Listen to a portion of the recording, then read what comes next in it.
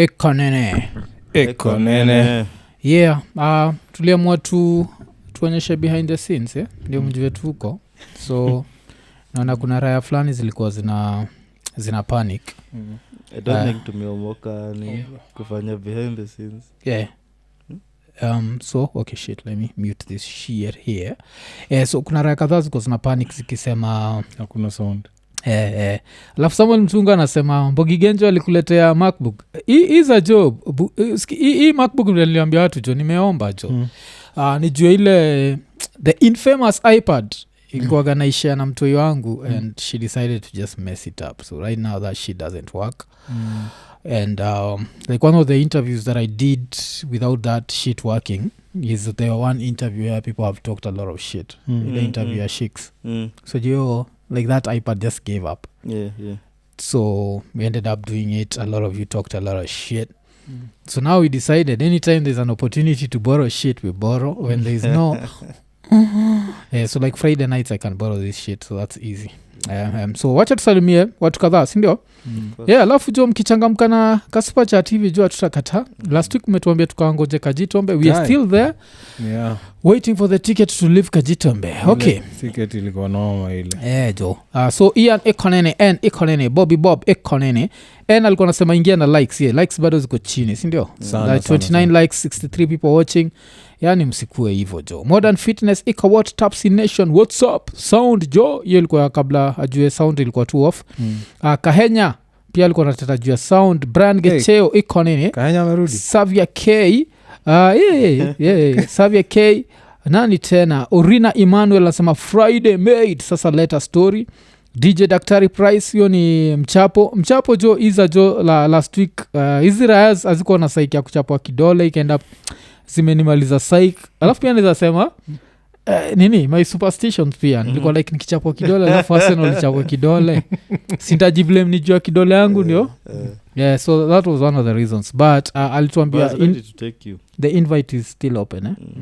So one of these days alafu nasema like there's more to it than inaitwa DRE, digital rectal exam. There's more to it than that. So of course I'm going to take that offer. It's just that's day. Arsenal, then this, then you motherfuckers were not okay, sir. Anthony Sodium Kwani, the legend, is offsite leo. The legend yuko Top G Ikonene. Kenya Jui Brian Ikonene. Kelvin Mushiri, another one. Moses Masila, Eliab Notice, Sami Mohea. Lois Baraza alikuwa anasema Keodo Mbadala. Ametoka kwa hiyo saidi ya Keodo. Okay. Alafu nani tena? DJ Filemsi Lambistic atakuwa on board leo. Zizi. David Jomo Ekonene. So Winnie Safi anasema ni aje watu wangu. Alafu Winnie Safi unachiki hapo ni member. I think Lois pia ni member. Nice. At some point pia isabidi tu pia tukwatiaji ka Lambistic tuanze tu kufanya comments zikuwe members pia member man. Member ni from $1.49 alafu atuulizaga how can I join. Kuna kwa gana hiyo like the first thing tumekuandikia kwa ni description ni join. Tunajua so hiyo join tutaichange kuwe be a member, become a member. Ndio baki umejua. So you just click on that link and then unaweza tumia M-PESA. Siku hizo kuna Global Pay. So Global Pay ni kama ni kadi, si ndio?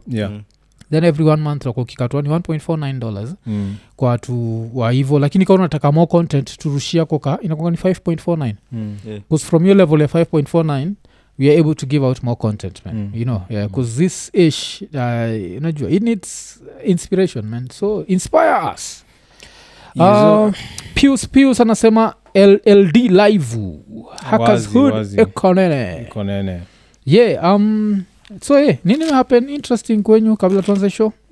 Tukingoja likes zifike so moja. Likes ni 51 bado. 73 people watching. 79 people watching. Likes are 52 means there are 27 haters. Haters in the house. The one interesting thing that happened this week. So juzi nilikuwa nimekaa hapa. I don't know what I was watching, but I was watching something very late at night. Maybe around 12 midnight huko. Yeah. Nikasikia commotion kiasi hapo nje. Yeah. Nikafungua dirisha nikaangalia hivi. Usiku? Usiku. Yeah. Cheki walalo kibao wametoka huko hivyo wanakambiwa wakipiga kelele. Mmoja nikawa amevaa boxers peke yake na ameshikilia panga. Anahepesha mwingine. So nika walisnachiwa phone pale huko na mzee akaepa hivi. So wamekam hivi na panga wanapiga kelele. Mse wa bodaboda akakam hivi kama amebeba kama fulani. So hebu niambie kama ni wewe uko kwa boda na unakam hivi unaona kerende wase na mse mmoja hapo mbele amebeba panga utatu. Mother alishuka kwa boda. Sasa sijui alikuwa anashuka ndio kwa boda ile alieka kando kwanza ndio ajue what's happening. Before ajue mimi naona mother ameshuka kwa boda ajui ni nini. Akahepa akuepa alishuka tu ile tu kwa. So vile alishuka ule mse alikuwa amebeba panga akaendea huyo mse wa boda akamwambia twende fuata huyo mse ameenda hivi. Nikawa amefuata huyo mse. Sasa sijui kama mse alikuwa on foot. Nikawa alikuwa on foot alienda kushikwa. Na kama alishikwa hiyo panga ilifanya kazi. I don't know what happened after that. By the time kimbia hivi kwa room kuchukua kamera hiyo fracas I wanted to capture that shit like really bad. Because mse alikuwa in boxers na yeye ndio amebeba panga. Wengine huko nyuma wamemfuata. So sijui kani demu wake ndo alinyang'anywa simu juu si yeye. Hakuna vile. Na kani demu wake na alikuwa na boxer, kwani alikuwa tayari kwanza. Na unasema tuseme kuna mtu alikuwa nje akanyang'anywa ndio akalia ndio huyu akatoka kwa nyumba na panga. Because hakuna vile alikuwa kwa streets na panga na boxers. Alafu kwa nini Msomali jo na panga kwa hizi streets pia najiamini. Unajiamini sana. Kusoma kara wa Kenya pia naweza muamulia jo. Okay. Hiyo ilikuwa that was some interesting shit. That's some shit. Dude.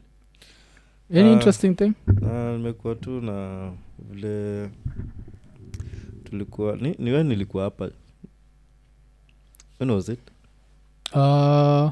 Monday? Not Monday. Tuesday.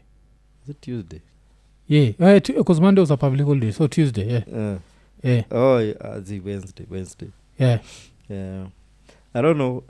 Unajua kuna sijui ka virus fulani kana go around. Okay.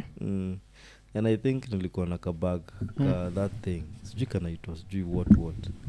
Nilikuwa nasoma about it na nikaona all the symptoms ni kama zilikuwa zimeni attack that day. Sijui kama toka TZ. There's only one nigga who was from Tanzania. Zach Joe. Inaitwa sijui ni Maybach. Yeah. Ilikukujia? No, I don't know, but you've heard about it, Zach? Yeah, I've heard about it and it's very serious. I don't think ulikuwa na hiyo. Hatungekuwa tunaongea hapa saa hizi. Hizo sijui vomiting, sijui whatever. That's some shit. Okay. Unajua kuna shida nini iko mbele ya screen yake ni whatever ndio ina capture. Okay. Cause me like one of the most interesting things that happened this week is there's a dude of mine who usaga perfumes. So this dude hooked me up with a kanini, what is it called? A tester. Naitangwa tester. Tester. Like a kit.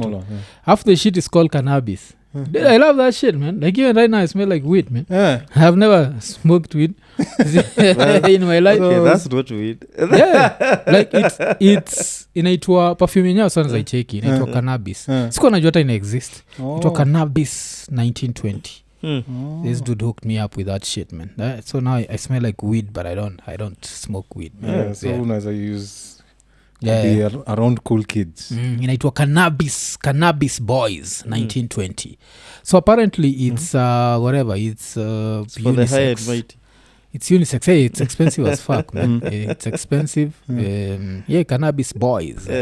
So I love that shit, man. Like so alikupatia testa moja pekee. Alipatia tu testa moja, man. Like alafu najua zile za gives me the shit and then I'm like niko cannabis. I'm like this is some bullshit. But I know the smell of weed because I've been around with smoking dudes. So of course they had to get it and then refine it so that it smells good. But anyone who smelled weed can know this shit smells like weed. Shit. It's actually ni extract ya weed. Ni extract ya weed. Cannabis Boy 19. So check 1920, man. Some shit, man. so if you are a perfume connoisseur out there ka unapendaga perfumes this would be something to look out for. It's apparently it's unisex, so you and your woman can wear it. Kitu moja ni mwoga on some bullshit. If I wear perfume wife akipenda muacha kuiva, stakagi story. Staki nuka kama dadika kwa nini so stakagi story. Yeah, so it's a whole line of cannabis, man. So una fit description. Yes, it's not fit description. Dreadlocks na unanuka bang. Yeah. Yeah, so that was the most interesting thing happening in it. Itabidi hiyo chupa ikiisha mwafu. Yeah. Wewe ukitembea tu nayo ndio ukishikwa useme hii ni perfume akwambia hakuna kitu kaa hiyo. Mtu ile chupa mwambia ona buda. Ona nini. I've never smoked but I just want to be a cool boy. Yeah, I want to smell like I know it. Sniffer dogs. Hata ndio nini kitu fani nilikuwa nasema like I'd want to try that. But if I was to try it around sniffer dogs I'd make sure because vile ampatio test iko na hiyo kitu ya rapper that rapper thing I'd make sure I carry it yeah because like yes I'd make sure I carry it Winnie Msafi anasema ati nini anapenda perfume na weed buy hiyo it's cannabis boys 1920 it's unisex apparently apart from that they have like a whole bunch of lines cannabis but ni expe kiasi. Yeah, ni expe man like 100 ml is 155 euros so he gave me like I think that shit is like 1.5 ml yeah 1.5 ml yes so 1.5 ml because I'm an asshole I've worn it for 2 days yeah but now hiyo ingine nataka kuiacha now for a special day because leo tuko tunaishia place I mean azak konaenda kuhang out with a few creatives so I don't know if any of those motherfuckers smoked weed so if that do it later you are like this is one of us no dude I'm not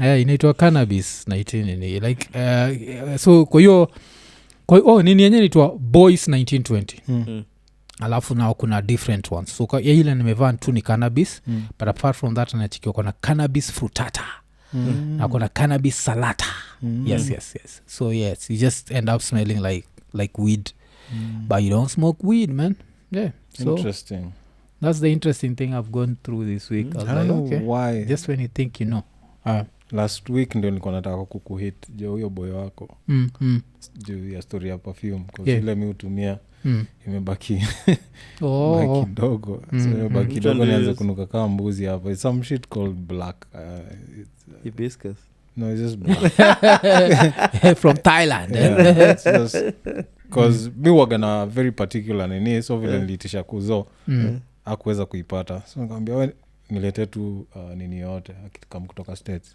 wewe nilete tu perfume na ni dem so of course ka dem ndio kitu yeye upenda machali I like this I'm like okay so nikai get so imebaki kiasi sana so in a few days nitaanza kunuka kama mbuzi unless ukapna wewe plug wake it's an actual plug Yeah, I have a plug. Yeah, it's an actual plug. Yeah, that dude.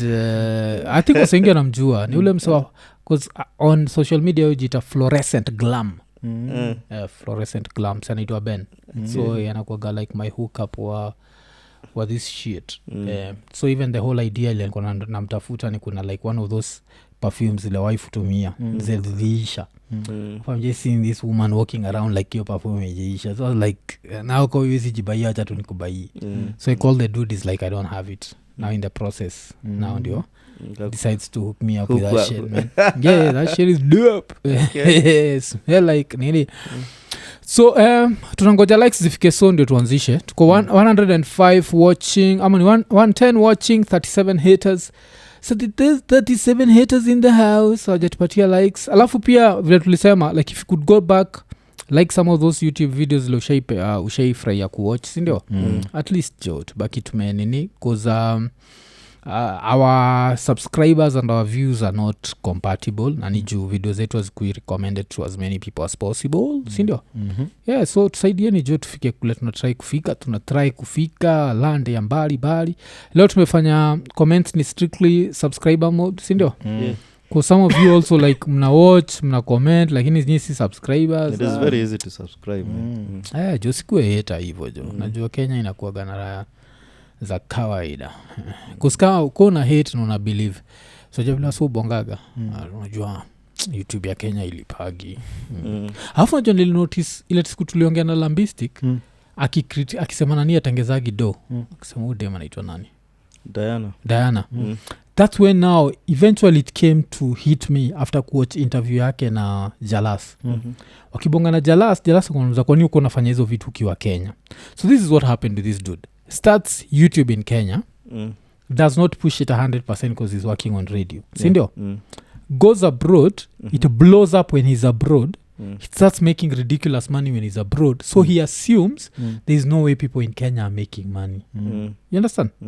Here Jui, that just cause he has a very big Kenyan audience, the same way Diana has a big Kenyan audience, sindio? He has a big American, I'm sure the Kenyans in America wale wana watch Diana, so she's making money. But here I think kwa kichwa yake the fact alianza kutengeza doa kiwa US anaasimu watu wako Kenya atengenezi. Hiyo ndio kitu ilikam kunimekia sense. Kwa sababu nimekia sense nikisikia akisema ati Diana atengezagi do na shindo msi kichwa yake ni mbaya. So nikakamika, okay, you blew up when you are there. Now you're assuming you're making money because you're there. Kumbe ujui a view in Kenya is still a view in Kenya. A view in America is still a view in America. Whether you're in America, whether you're in... That's why nakunkanani akituambia bro wa DNA. Andrew Kagia. Akituambia like the way... Because now him started making money before people were making money. This dude has I think by right now he has last time to check over 500 million views. So this dude is saying like the way kuna time amempatiwa ameenda do nini inaitwa kuchukua do yake Western Union na alikuwa na technique because it was a lot of money and him now he was being watched by people in Asia. So as long as Japan is there, so your Japan now akina Singapore, those ones have very high CPMs. So it does not matter where you are recording from, it matters where are people watching from. So so kuna King Mumasi hapo hivyo ashafanya hivyo. Wacha tushauri wasa wawili ni Musa Mtetwi na nini Musa Mtetwi na King Mumasi. Alafu Musa Mtetwi anasema kuna ka distance kati ya Mof na Zack hadi Mof amekatwa kwa frame. No, I'm trying because of the distance ni vile nini the camera ile tunatumia leo. As long as you can see part of us. Usijali cause the final edit ilotokea so jua inakuwaga safi sana. Cause watu ukichekigi edit ya Lambistic hata last time vile voices ziko zimeachana unajua yake bado ilienda ikiwa hivyo. Sisi unajua gao na side lazima tukoroge. Tunaiweka kwa sufuria tunaikoroga tunakuachia. So don't worry about this. So usijali juu ya hiyo. Likes zimefika so kweli 92, so 129 or 37 haters are still there. Ina maintain. How ni true haters. So how ni true haters them alone. Let's just concentrate on the new people coming in. The video if you're here. And then we can keep it moving. Hapo say kabla ifike 100 likes unasauliza check historia ya Hakimi. Hiyo story ya Hakimi nimeitafuta from all credible sources sijaiona. So I think it's a bullshit story. Umecheki? Hiyo nini na madhake. Hiyo na madhake. Nimeitafuta kwa all credible ESPN.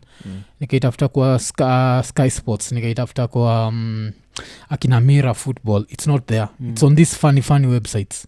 So I don't think it's a true story. Is it possible? I still think if maybe he got married in Morocco, it makes sense. But if he got married in France, he'd still pay. Because France can trace this is how much you pay. If you give your mother all your money, bado ni shauri yako. But now giving your mother all your money, it's funny till it's not funny. At least him is Muslim. If your mother is Christian and you're giving her all your money, what happens when one day some pastor tells her to donate the money? Check history ya umse. History really happened in Japan. Why the other nani was killed, the other PM. Silikuwa ni juu there was like some sort of cult in Japan where the guy who killed the prime minister madhake alilose pesa juu ya huyo nani alikuwa the same cult ya alikuwa nito Abe the prime minister. They had like some sort of Japanese cult and that's why he ended up killing him. Sunachiki. So kuna sasa Maka reported the story. Okay. So if it happened in Morocco it's possible, but if they were married in France he'll have to pay up. Yeah, unacheki. So alafu me the first thing muuliza, do they have kids? If they have no kids, sawa, the woman deserves nothing. If you have kids, you have to maintain lifestyle ya watu yako. Masamio shit ya nini kupe hata sijui parent wako. This funny series ulini recommendia and ended up being super gay. Nitwa Pussy Valley. Yeah. Kama dhakalipewa do stripping alafu kakafungua church. Tiroa mtakatifu aliniambia nifungue kanisa. Nakumbuka alikuwa na save money for her daughter.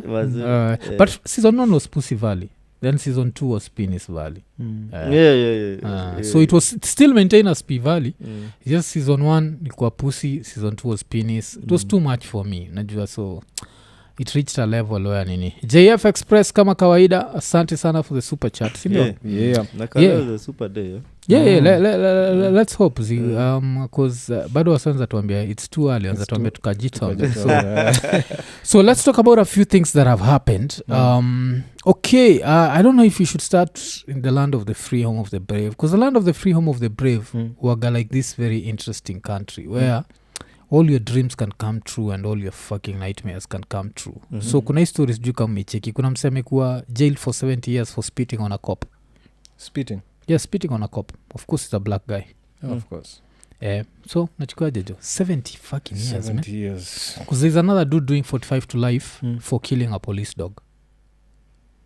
Also a black dude. So msani to a Texas man Larry Pearson sentenced to 70 years for spitting at police. Right now I have to be very careful about what I say about this country. But if you're spitting anything in the home of the brave, just spit facts. Wale watu kuna vile ziko baya. Wacha niongee tu na Kiswahili. Wale watu kuna vile wako nyuma. Hata vile sisi tuko nyuma cause we've been forced kukua nyuma na leaders wetu. Wale wako nyuma juu ni choice yao kwa nyuma. Kuna vitu zingine wanafanya zile in a developed country I make sense. It should not be happening like that, but who am I, you know? Because your country I feel like kama we ni black unafaa kuwalk on eggshells, najua. Like unafaa kujua on thin ice. Like yes, there's this probability of you reaching the ultimate heights financially, but also a small fuck up can fuck up your whole life. Acheki. And this is like even one of the things that we like to try to have the conversation with the Lambistic last week. That's one of the things wanataka ku bring up na because unaona gani kama IQ Watson ameenda kamdanganya they are white. So kuna this bullshit attitude they have of black Americans always crying. You are American till you commit a crime and then you realize you're black. Black it's going to happen. You are going to because spitting at police like even Kenya mkosho makara wa Kenya hizi believe amefungwa miaka ngapi? America 70 fucking years. 70. How many humans get unajua ile chance ya kuna msasa maybe because it was tried as a hate crime. Still you can't hate crime. No, he was not burning a cross. Because real hate crime is burning a cross. Alafu I think like hate crime it's so ambiguous in America because of the freedom of the First Amendment. Where you can talk shit. So since you can talk shit cause dead press lyrics zinafaa kuwa classified as hate crime. Cause zinakuwaga anti the white man mbaya. Najua. So the white man is the devil basically according to that press. So I think it's 70 years is too much, man. Even 1 year for spitting at a motherfucker. Unafaa kuchajiwa tu like now you have to brush your teeth every 2 seconds. You brush your teeth the whole day because saliva is saliva. If I took I hate me matter tuko friends. But it shouldn't be at that extent. Maybe fine maybe because maybe you don't know kama unge transmit some diseases. But during COVID that should have been serious. During COVID you can't spit on anyone. But there's that moment of anger na kushika tu. You just pray it's kupata in that country. Because you can be mad. Yeah, kuna kuwaga na hiyo shit like kuna kuwaga na hiyo shit kwanza hata waswako states hapa jo tuambiani is there a probability of going to visit someone who's in a maximum security jail? Yeah, so I'd want to know that, because if I ever find myself in the land of the free, home of the brave, I'd try to go and see that dude ule mse tulikuwa naye chuo. I don't know if he's turned into a thug, because two things have happened. Either he's turned into a super thug, ama he's turned into a bitch, ama now he's sought either Jesus or Allah, most probably Allah. Yeah, so but kuna that dude man. Yeah, you know about who we're talking about. Nakumbuka hiyo story but ni mse tulikuwa naye primo. No, nakumbuka the guy ulikuwa unasema ni Olympic ama Olympic estate. Took a hammer and just went at his wife. Shit. So he got 37 years. He's already done what na ilikuwa 2006 so he's eligible for he's actually eligible for parole. But we are 37 years. 2006 he spent how much size? 17 years so he still has like 20 to go. Zapata huko anaitwa MC Hammer. I don't know what it's called, but I'd want to know jo kauko states tuambie jo like what is tuambie like can you just show up and see some dude in maximum security? You can if he's not in solitary. You can visit by appointment, so that means I'd have to okay because I don't mean to brag, but I'm not a forgettable dude, so I'm sure that dude remembers my ass. Na tulimit kitambo sana, this was like over close to 30 years ago, man. But he was a cool dude, man. I don't know what happened, like it's one of those things. I think he was too cool, so maybe he never approached girls the way he was supposed to approach them. And now he became all this bullshit of being jealous, because I've never understood this jealousy shit. Mi dem akitaka kuniacha niache, mi life continues. I don't live my life on I can't breathe without you. There's oxygen, man. I can breathe without you. I'm with you because of more than that superficial white people shit.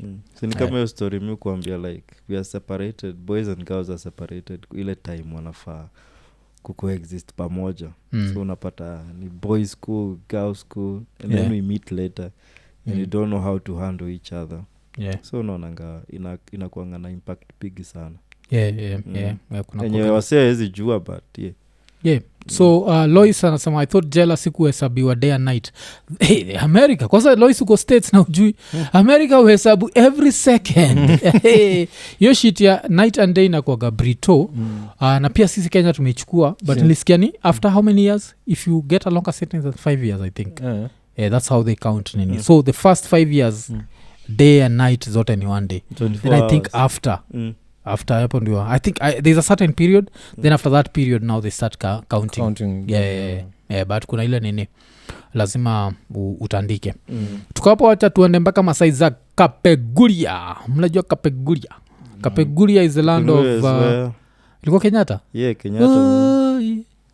Kenyatta Bernard Kagia sijui nani. Walikuwa ngapi?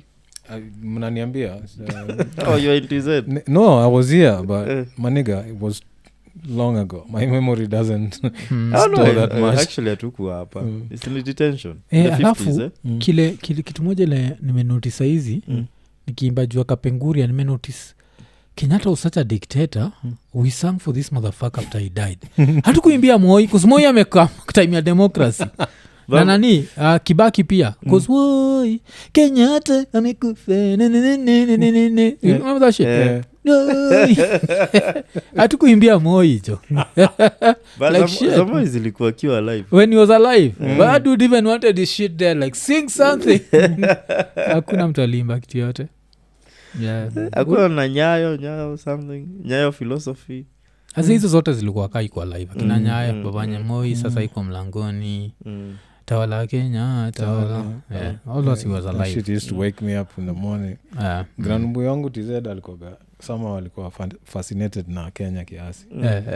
So tukemka asubuhi radio at 5 am ilikuwa inafunguliwa TZ. Ifika 6 na taniwa Kenya. After ifika 7 arudishwa back to TZ. then after yote waga ni Kenya sasa. Yeah. The rest of the afternoon ilikuwa tu ni KBC mpaka jioni, except now Saturdays and Sundays siku kulikuwa kuna ball.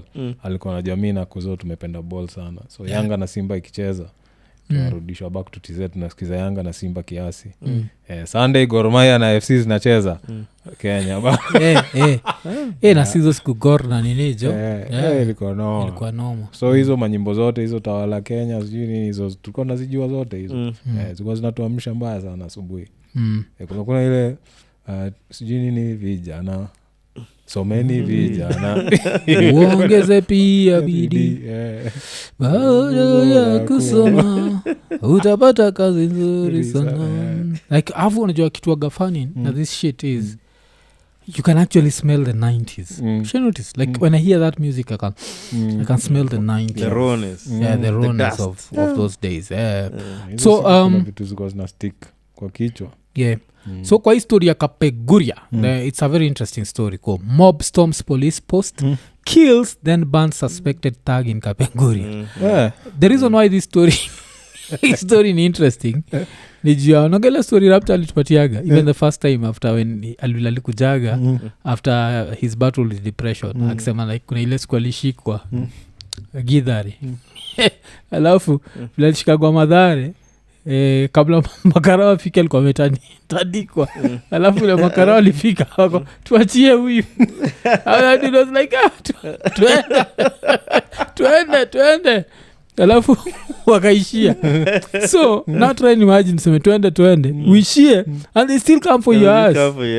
Like how umsel kwa medu nini they were kwa police post they kill him and then burn, yani wa make sure even if he has 9 lives he's not showing at least 2 are gone. Wameterrorize hiyo area mbaya.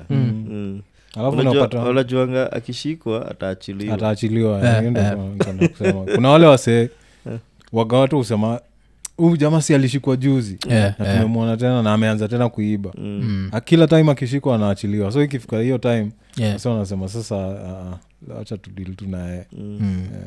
Kuzikami raya joneza kwa nimelia niko vale like munaja tu nikufe ndani ya police station hakuna usalama kwenye wenye ni mwizi umeko kiharibu usalama na unateta bila kuna usalama like wana nikujia kwa police cell jo. So hii raya jo ilirudishwa Kapenguria. So naweza taka kujua hii Kapenguria kuna jela mingi ama kuna tu moja ile place Kenyatta alikuwa anakojolea kwa ndo ama kuna zingine kuzira raya silishiki Kapenguria for some time walikuwa the Kapenguria 6 hizo raya za freedom. Kapenguria iko side gani by the way? Simi na assume ni kwenyu si place ya Sapere. Mimi niko hapa nikitalk shit juu ya Kapenguria na assume ni place hii niko tu amu kupitiaga hapo nikienda Ocha kumbe hata pia ujui kule iko. Acha tuangalie jo sijai jua Kapenguria iko wapi jo. Kapenguria sijai check after nini viewpoint. Kapenguria North town East in Kenya Kitale. Iko Kitale. Kitale. Iko capital of West Pokot County. Shit. Mimi sikuwa najua jo. In my mind Kapenguria waga place ya WhatsApp. I think cause na associate na nani Kenyatta. Walimpeleka yenyewe ina make sense walimpeleka place WhatsApp hako. West Pokot. Shit. Okay. But I think that's the vile umesema huko West Pokot must be the last police station. Cause mimi nazalia hapo ndani jani hapa. Hapo familia yao inafaa kunini kusue the Kenya police for insecurity not providing enough security. Utadedishwaje kwa police station? That's a funny raid because ukisikia raid Kapenguria una expect ngombe. This time I'm raid police station. So but hiyo ni tricky hiyo story ya Kapenguria. Hapo kutoka kwa story ya Kapenguria acha tuangalie story ya Iraya. Mchiki like kuna a Bungoma man who won an eating competition by eating 22 chapatis and a basin full of Roscoco beans in a record 35 minutes. Mnafikiria nini juu shit eating competition? I can advocate for them. But kama kuko na medics around. Because it's dangerous. This shit can kill you. Ndio. Kitu ni dangerous my friend. Roscoco. Roscoco. Roscoco ni gani tena hizo? Roscoco beans aukunajuaga Roscoco kuna kuwaga na Roscoco zilikuwa like zinakuwaga ndogo kiasi nyayo ni bigi alafu Roscoco ni ndogo so saizi hata I think slang ya online ya Kenya Roscoco inamaanisha clitoris raya zimekuwa zikiita nini hivo so 22 chapatis man like this someone is trying to kill themselves like cause anything and then mi ile kitu ni udhi na competition kaa hizo place kaa hiyo sasa unaweza pata hata price kitu anaenda kushinda si worth it it's not worth it maybe atapewa mbili za nini unga ya chapo na beans basically ile kitu the same shit it's not worth it because to me these are simple competition instead of these 22 chapatis let's eat 3 chapatis a plate of beans who finishes fastest nacheki that to me makes more sense than kukula hizo mtu kurisk life yake hiyo ni kurisk life ya mtu because your stomach can't handle this shit your stomach is not big enough for this to shit handle that wale wase wana nini competition kaa hizo wanafaa kuchajiwa because it's dangerous hiyo ni kuendanger life ya mtu so there's a feature kuna reporter alikuwa ameenda ku interview kamse kaufyeka nini a whole packet of 2 kg flour peke yake so unacheki mtu kaa huyo ni mse amezoea tutafuta hiyo clip is a very funny ni mse amezoea kukula hivyo so that's normal to him yeah. So maybe unaenda tu kuona akifanya hivyo kukuwa amused or whatever but saa kufanya mse anakula hivyo akule mara 5 ya hiyo sasa ujui hiyo you know because inafaa kuwa tu like who can eat the fastest alafu we still make sure kuna mtu just in case motherfucker starts choking there's someone to stop it nacheki so kuna need kuwa na hiyo but who can eat fastest because me in a competition of eating 2 chapatis the fast I'm not going to win because at some point tumbo yangu aga inakata but saa niko na hiyo luxury ya the next meal is guaranteed ama it's whatever there are people who don't have but still 22 chapatis is too much kuna karaya pia ka Japan kalikuwa kame hold record for burgers sijui likula was it 56 burgers in a very short period mpaka kuna point of course umekewa burgers and there's some soda una wash down nayo mpaka kuna times zilikuwa zinatoka kwa mapua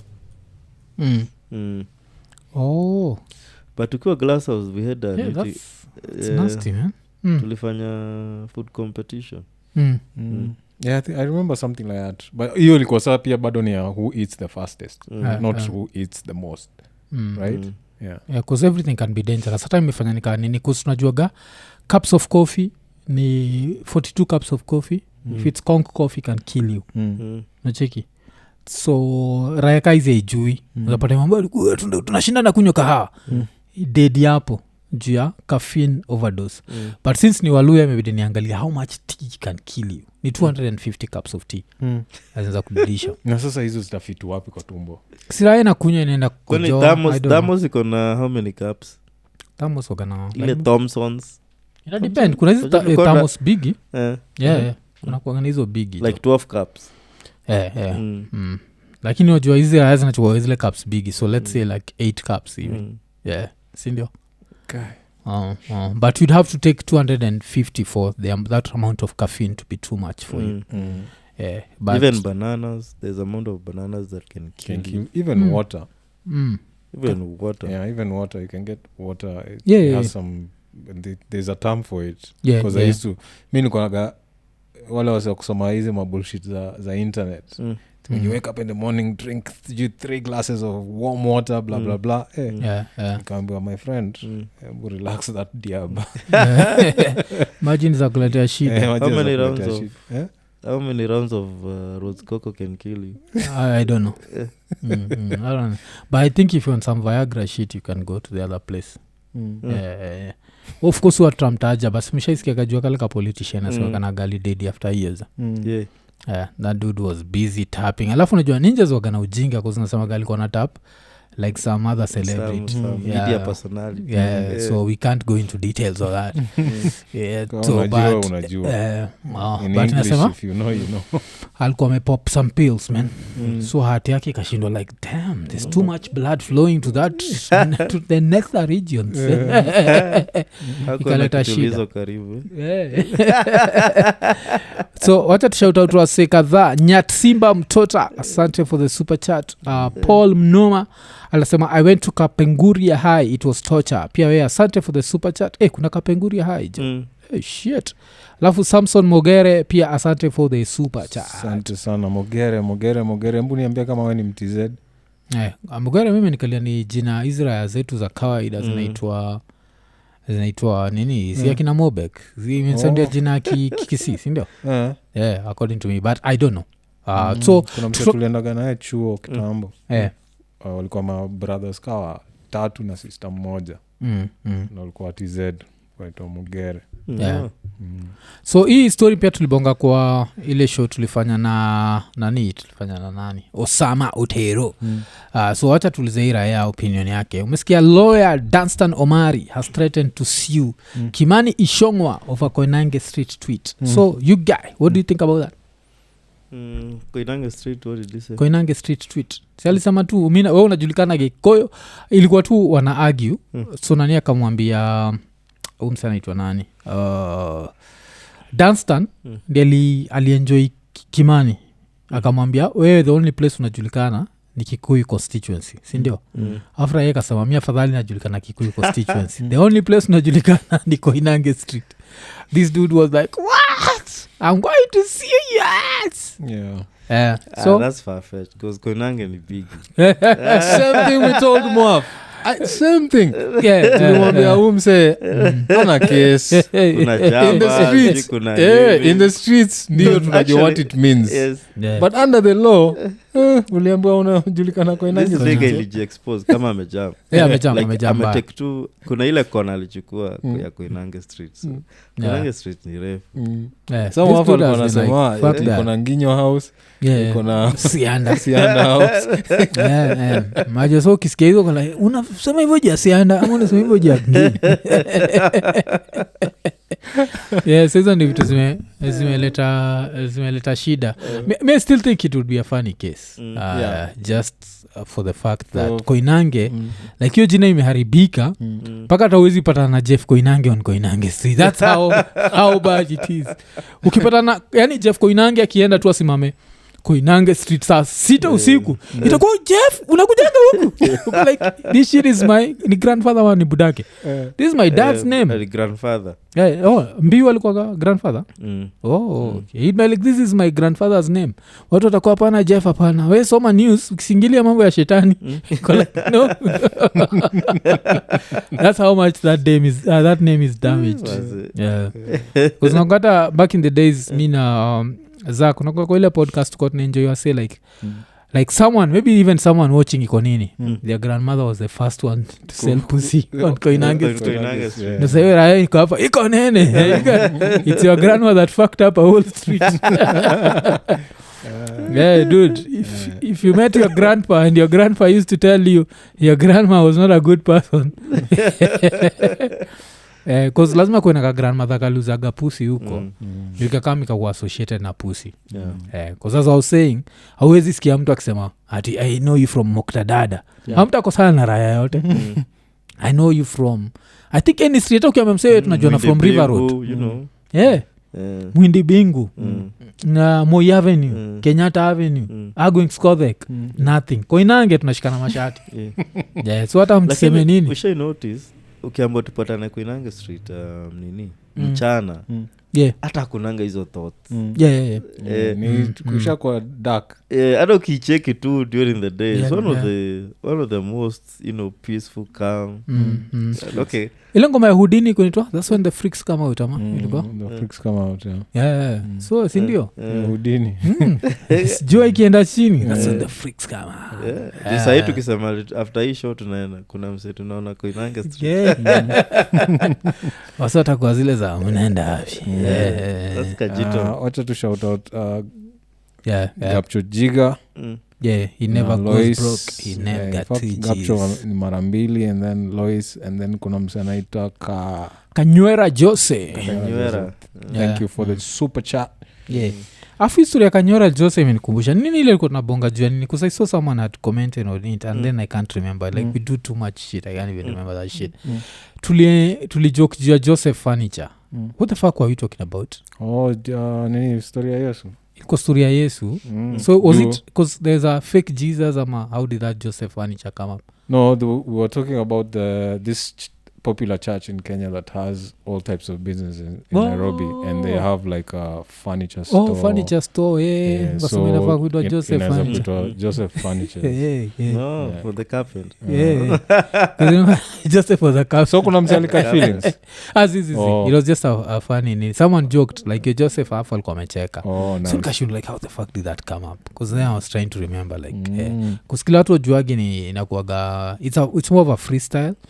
Like kuna msali get all up in their feelings because tukibonga juu ya why Kibaki was not tight with his siblings nilisema that maybe Lucy Kibaki was packing something wet and creamy and someone just there started talking shit like you're disrespecting she's dead number 1 so she can't be disrespected she's already dead alafu number 2 she used to have sex that's why Jimmy Kibaki exists alafu ndio one mpaka alitisha press conference like niliona kuna Emilio, tell them I can't believe there's a day in Kenya we held a press conference to address a side chick to address a side chick ulicheck however the funniest thing about it is pia pilibongaga juu yake back in the days the fact that these 2 women were friends like Lucy Kibaki and Mary Wamboi were good friends alafu one of them was short another one was tall as fuck and shit anaitwa nani Mwai Kibaki so my time is short but the dick is long man.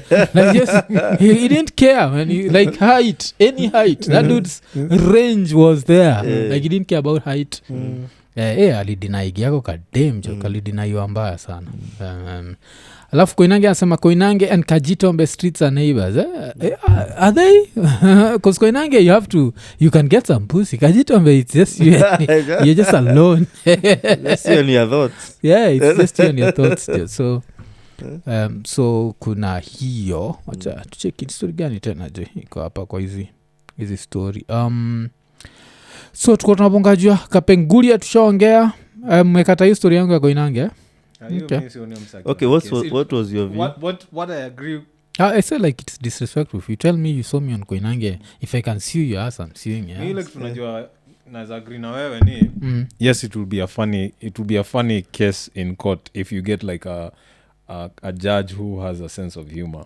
it might be really funny otherwise say ana case like they're just going to be wasting each other's time so tukitoka hapo acha tuende kwa hii story kuna dem fulani hapa Kenya alikuwa ametweet for once in my adult life I've been dumped for being 84 kgs aki old men will always choose themselves and they are ruthless when choosing a mate alafu Winnie what 84 then dem akasema imagine to make it worse he had a weighing scale in his room akaniambia step on it so now comes the big debate can you are you allowed to tell your woman you're dating that she's becoming fat?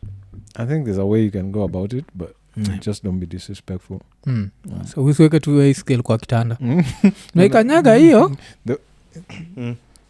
the worst thing is I used to have one under the bed weighing scale but it was innocent most of my like stuff I have is like hand me downs so things I found in the house like my mom had so ilikuwaga hapo and then after a couple of years nikaanza kuitumia ile tu kujicheki then I remember one time nikaipull out yule dem alikuwa around akukuwa very amused and aliasi unataka literally wear I think she thought that so she started making fun of the fact that I have a weighing scale but from the tone I could tell it's because she's not feeling the vibe okay yeah oh shit so and then I lost it so siku hizi hata iko but ningemove vizuri na vitu zangu I still would have loved to have it around because kuna time enyewe pia mi nilikuwa najishu kuna story za weight yangu not that it's too much kuna time nilikuwa naona nikaa ni ndogo sana for my age so I still need a weighing scale so once kuna siku nitanunua moja nieke chini ya kitanda so this is a cold dude man like because if you have a weighing scale what is up because everything is relative according to me a woman who's 6 foot something and she's 84 kgs is most probably slim zapatata alafu maybe the area ya matako ni kubwa alafu the same thing uzapata even maybe 2 women same height but one is fat and the other one is not unajua hivyo they can be same height same weight but one is fat the other one is not kuzumu ingine matako ni I think when it distributed kwa matako you get away with it and like the minute it's distributed to the stomach that's when it becomes a problem and ile weight lazima we measure through a weighing scale is not necessarily coming from your body being fat kuna weight ingine ni like bones I'm not heavy, I'm big boned. So excuses. So unless dem alianza tu kufura out of all of a sudden. Na for you to notice kunotice hiyo shit lazima ukue unajua ukiwa unaishi na mtu kwa nyumba wezi notice akianza kunaona you have to step out for maybe like a week or two then ukikame back that's when you'll be like oh shit you start weighing options so anyway huyu msee inakatu alikuwa kwa full of shit on some other shit cause me shidangu ni is it still wet is it still creamy if I'm in a relationship well if you ukigain weight mnafaa kuambia na anything ukifika si kwa ubaya but ukifika level ya ile design like when I met you there was something that was attractive about how we met kuna vile uliniona na kuna vile nilikuona so we should try and maintain that to a relative isichange sana isikuwe tena umekuwa wale mamadha wa steto wale wawezi kutoka hata kwa kitanda lazima unacheki hiyo naye ile level ya states waga that one we'll talk about it hiyo tutaongea siko ubaya ile states waga what inakuwaga like level ingine but zile chakula zao unajua kwanza nisikie raya fulani kisema iliachilisau McDonald's chini ya kitanda for 3 weeks na ikapata ka ijarot and I told you I had the same thing I had a similar thing si nilikwambia I think ulisema mi nilikuwa yangu nilikuwa nimesahau I was warming what do you call it like pieces of chicken in the US hapa so nilikuwa naziwarm kwa oven so sikuwa naweza kula zote so zile zilibaki nilirudisha kwa oven nikijua nitawarm kesho asubuhi nikule and then siyo kesho asubuhi nikasahau so ikapita like hiyo siku ikapita the next day and then the next day ndo nikaipata nikafungua oven nikapata chicken hapo ndani but she wasn't even smelling na chicken ya kawaida mi uiacha hapo kidogo by asubuhi I was like what the fuck was I eating like you're eating some plastic shit kuzezanako umana aliniambia anafanyanga food tests kama zile za high school akipewa kitu ama akibae products fulani za kudishi lazima angushe moja kwa floor asubuhi akienda job na wait naangalia kama kuna two ants tuko hapo around anajua whether to continue with the product or not kama ni mkate anachaka cramp up akikosa you used to work for some company that makes detergents and they also make margarines unaweza connect alikuwa nasema is an engineer so is a plant engineer so au ndio make those conveyance forever na nini alikuwa niambia ati zile ingredients alikuwa naona hii side za nini za detergents ziko kwa hii side ingine ya chakula enyejo wasi utafutaga do na ubaya jo kuna kuwaga na ujinga jo so if you can actually avoid margarine if it's just tasty na nini it's actually very beneficial because mimi nimeshindwa anatafuta nini substitutes za margarine because hizo vitu ni poisonous. As in supposed to use butter, but butter is fucking expensive. Butter is expensive, and now if you're lactose intolerant, iko pia na vitu zake, then storage. Storage butter huwezi acha vile wao wacha margarine. So kuna hizo alafu Stepanek asante sana for the super chat. Yes, alafu kuna hii story so story yenyewe ni Maasai za Kilifi. Kuna this preacher who made people fast to death, and this is the reason why unaonaga nikifight religion, like a lot of people get all up in their feelings na kuniambia one day I'll discover Jesus. But as long as there are a million ways to do something, there is a problem. Najua with steamer tunajuanga there is wind energy, tunaweza itapata na hydro electric power, geothermal, solar, you see it's like definite ways. But with religion nakuaga like every pastor can come up with their own way. So kuna hii fala ilifanya watu wakaenda kujistarve to death. Like really there is enough hunger. He's still walking around. Yeah, I think the pastor is still nini, watu ndio wamekufa. So far ni how many people have died? I think it was like 11 people who died. How many people have fast? This is where like walikuwa nakula chakula ya kiroho. Yeah. Waka discover it's not real.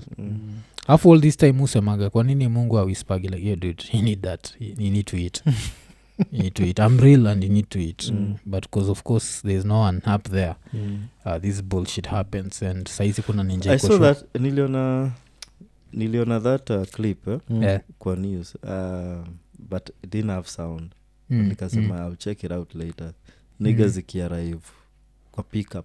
Yeah. Kwa OC, and I thought actually there's hunger those sides. Zizi. There's hunger for the world. Yes, it's just hunger for the world. So ni 4 die and 11 hospitalized after being duped into fasting to death by Malindi pastor. Nini kamsekanyaka nitwa Pastor Mackenzie Nithenge of the Good News International Church. So the good news was for him and the bad news was for their families. According to the police, the 11 were a part of 15 people found participating in the excessive practice at Shakahola forest in Langobaya by detectives acting on a tip-off from a concerned citizen. You can get it for free from me. There's no Jesus and no one is you're going to meet no one on the other side. You're just going to fucking die. And don't get offended. Your great-grandfather used to reason like me. I try to avoid this religious shit, but it just keeps springing up. Like unajua, like I was not planning to talk about this shit, but what was jistaff? No, there is no white Jesus on the other side. Yeah, utakufa tu.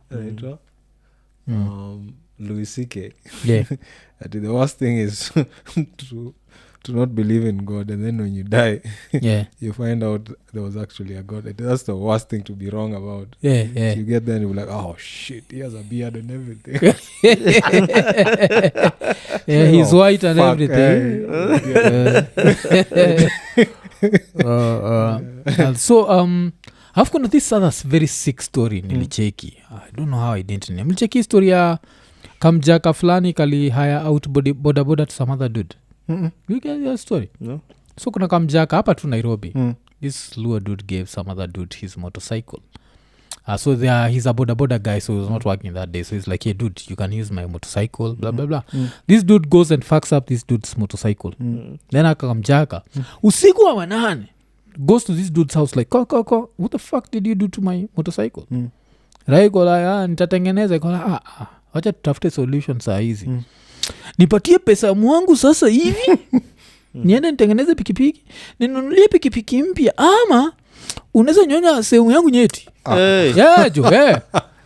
Rai kokotini jo. Yeah. Niko kotini jo. Ili demand lazima get nini zake sacked jo. Some psycho shit. I thought they was going to go a different direction. Mi niko na kuzo wangu TZ. Yeah. So pia akona motorcycle. But so natiki unaandikisha huko TZ unapata mzee wa bodaboda unampatia bike yako. Yeah. Anaenda kufanya nao biz anakuletea do. Nikaa taxi. Yeah. But saa yeye akupatiana following the procedures. I think kuna mali mnaandikiana na vitu kaa hizo. So alipatiana tu bike.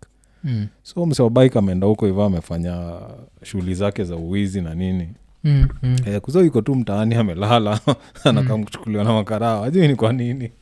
Anafikishwa police station anaulizwa hii ni pikipiki yako. Atiza sawa.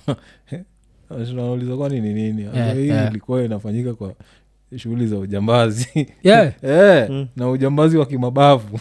Unajua hiyo ndio inakuwa ni no. So uzuri alikuwa na witnesses like wase wa around mtaani wanamjua. So walikuwa wanajua the arrangements alikuwa na wao so. Otherwise angejipata kwa shida ingine big tu sana. Damn, kuna wasijona kanini huku jo. Hizo kesi ziko pia hapa Kenya. Msana kuzia bike and then hiyo bike ilikuwa ilikuwa crime scene fulani. Inashinanga ikiwa traced. Eventually unashikwa nayo. But saa hizi jo kuwa nini so kulikuwa na hiyo lakini just throwing his dick that was a booty call. Alafu hii dude ingine pia ati sasa kile ili happen vile alitoa mboro nikapiga nduru Rael toka mbio ingine jo. So ilika kushikwa na makarau baadaye ikapelekwa kotini jo.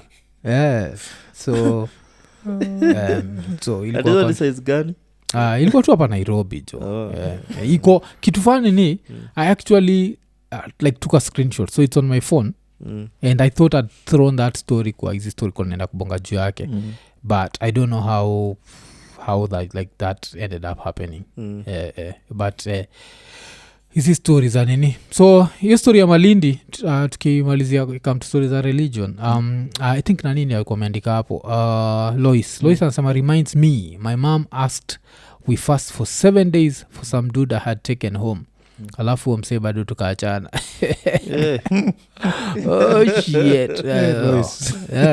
7 days ni mingi lakini 7 days ni mob sana. Dude ilikuwa like nitakufa njaa huko. Nitakufa njaa.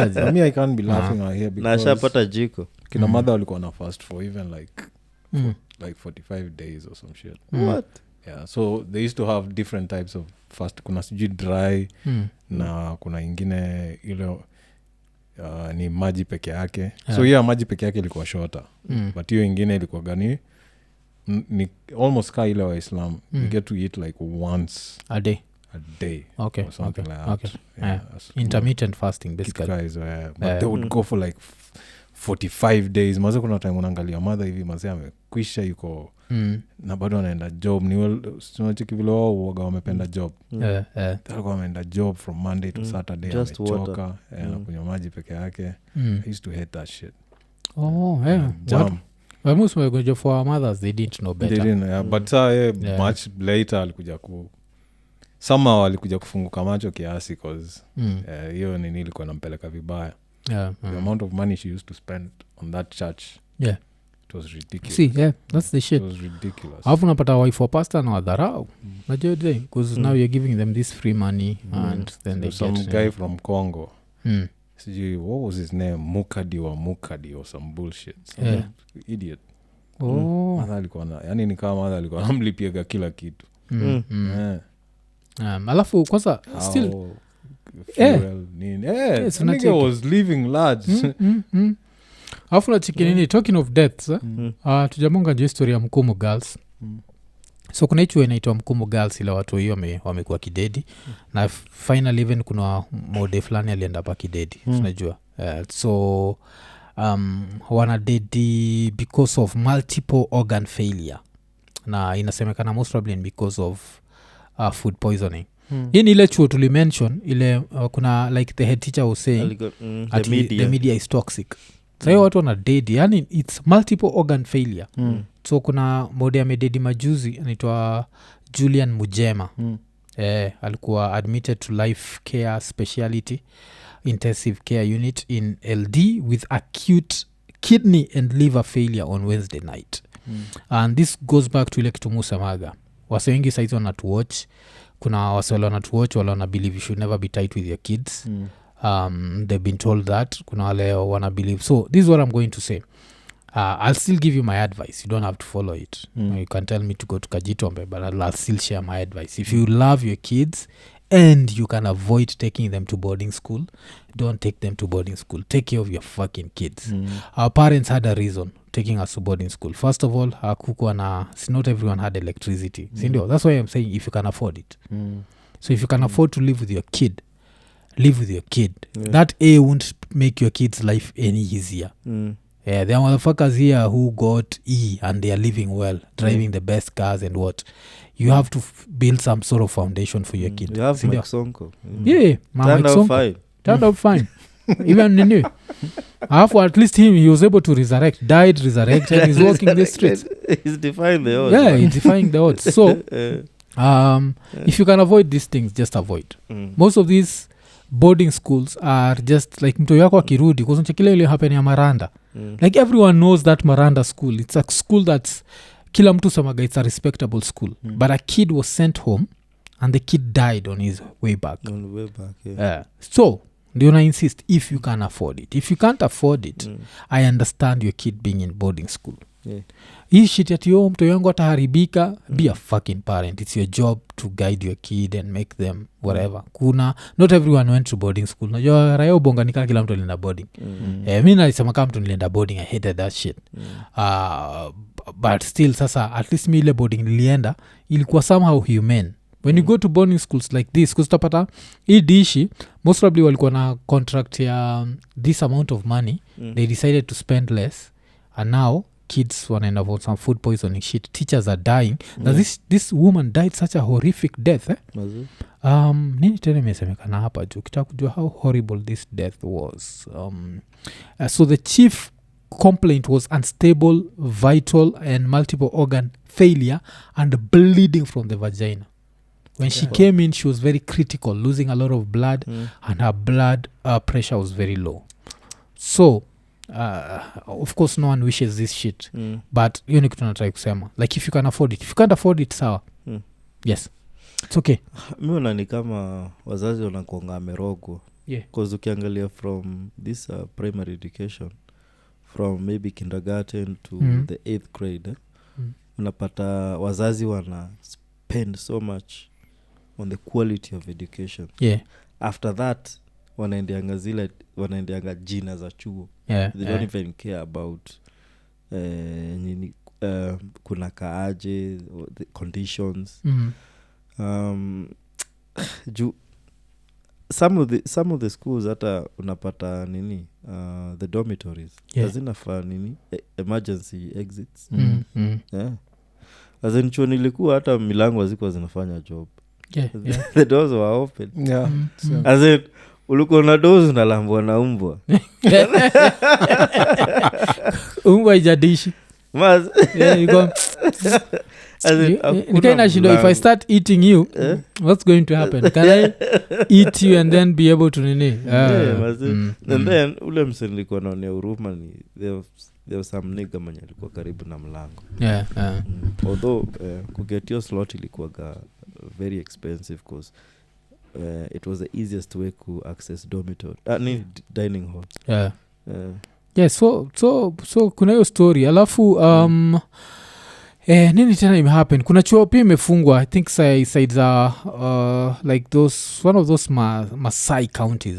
Kuna chuo imefungwa juu ya a high rate of lesbianism. It's a boarding school for kids. And of course this shit is kids are curious about sex. So it's not even about, even if if my kid in high school is practicing heterosexual sex, I'll still be fucked up in the head. I don't want my kid to be doing anything about sex. Unajua? So I don't know what to, that's just fucked up. Mko mnaekewa nini? Mko mnaekewa paraffin? Kuna mtu alituambia majuzi si ati tunaekewa. Ilikuwa kuna mtu alituexplainia about your story why food smell ka paraffin. Ati haiwekagwi. Ilikuwa kani vile ati kipikwa mob. It's just a smell that it nini basi ati inamwagangwa. It's just watu walikuwa na assume tu inamwagwa. But it's just ile process tu ya maybe this dude ule anapika ameongeza mafuta kwa hiyo shit then akakam kunini but it was never actual paraffin. Mkanikiwa jamu kuna raya ilisaviwa ilikuwa rice and beans. Yeah. It was on a Thursday. Aliyekewa tu hey, kwani mimi ni stove. Ilikuwa too much. Si alikuwa na nini? Alikuwa there was that rumor. Yeah. Sasa tuko form 2. By the time tumefika form 4 tutakuwa important. Iliekewa. Ai. Tukua ni mini stove. Shit. Of course, talking of that, like we had a very interesting conversation. Nini ama me na Zach are mostly more of listeners than, but we had this female cab driver, and she was giving us like the lowdown on the DJ Fatso case, and it was very interesting to hear. Najua and everything tunaenda kuongea ni allegedly, it's not but now this is our opinion. So alikuwa nasema first of all vile like you as the Kikuyu and Mugithi community, you're so angry at the guy because like you gave him too many opportunities, and for such a horrific thing to happen around him has really disappointed a lot of people, that it's even hard for the dude to get gigs right now. Is that true? He's not getting gigs. Yeah. He's not wanted anywhere. Yeah. Because okay, it was a heinous crime enye ili happen hata kama si yeye ni the circle around. Yeah. So and it was a young life lost. Yeah. Cause zakunanga kama kakisema yani alikuwa 23 na alikuwa msupu, alikuwa handsome. So kulikuwa no mother. So one of the things alisema, and all these things tunasema ni allegedly, because even I googled after, so alikuwa nasema nini like the medical report ilionyesha msa alikuwa sodomized, and but when I looked at it, he was exhumed so that they could check if he was sodomized. So I don't know how the results came out, but they had to check that. But now, according to her, allegedly he was sodomized by 3 dudes, and when he was being sodomized by these 3 dudes, there were chicks in that building. Sasa si hata wangeendea hao wasichana. So jonaongea yule like old school where a dude who loves us all of a sudden now decides, you know, I want vajayjay. It doesn't work like that. Doesn't work like that. You either love vajayjay or you don't. So that was one of the things alibonga juu yake. What else did she say about this? Hafu now about the cover up. Allegedly this is what happened. So the CCTV footage nakunga ikunasemekana ina contradict what DJ Fatso was saying. So this woman was saying that by the time akina DJ Fatso were leaving, allegedly the guy was already dead. Sindio? So they were thinking of a way to do the cover up. So that there's that an M-PESA transaction that happened, and money was transferred to some cop. So there's a digital footprint of that money. And that's where now the idea of now the cover up where he's thrown anaenda pa kiland pale chini, najua now to look like amecommit suicide ama whatever. So all that happens because of that shit. So yani nini she was very passionate about the story. But my only question is about this dude, because we have to assume he's innocent till proven guilty, is why hang out around people who can, you know, like even kill someone in your house? I know people will always say that you can't know, but if you have a high tolerance of bullshit, people will do bullshit around your shit. So now this guy is gone. And then another thing, it was so interesting hearing a woman talk about a kid dying, because you could see her pain. Kwa ile time akisema like unaraise mtoi mpaka afike 23 then mtu anamuua. Like she was so passionate about that. Then another thing she was passionate about was men who kill women. And if you're one of those na uko iko nini, fuck you. See to believe in your bullshit at dem akikuacha unaenda kwake kufight naye, fuck you. If you can't handle a heartbreak, you're not a man. Hizi ni bullshit zile unikatiaga na watu. Hata ukipata raya ndeve kwa hawa yako, piga hiyo raya. Lakini ukisikia msana nini ana wife wako kwa keja yake msaja do any mistake just cause ni wife wako ingekuwa ni vagina yako ungebaki nayo kwa keja the fact ametembea nayo uko na contract na that woman you have zero contract with this dude and we can't allow kuachia wase wakuwe weak men in nini bibi ya mtu ni no goes on yes ni no goes on but yuko na nini of course if a dude comes to your house unajua unasema nini mwizi nani kwa statement yeah na kweli yako na silaha iko na silaha ndio mass distraction so uko pale uko like ukiandika statement na lawyer yako so what did he steal pussy no okay sorry no you have to write some shit as this dude stole my M2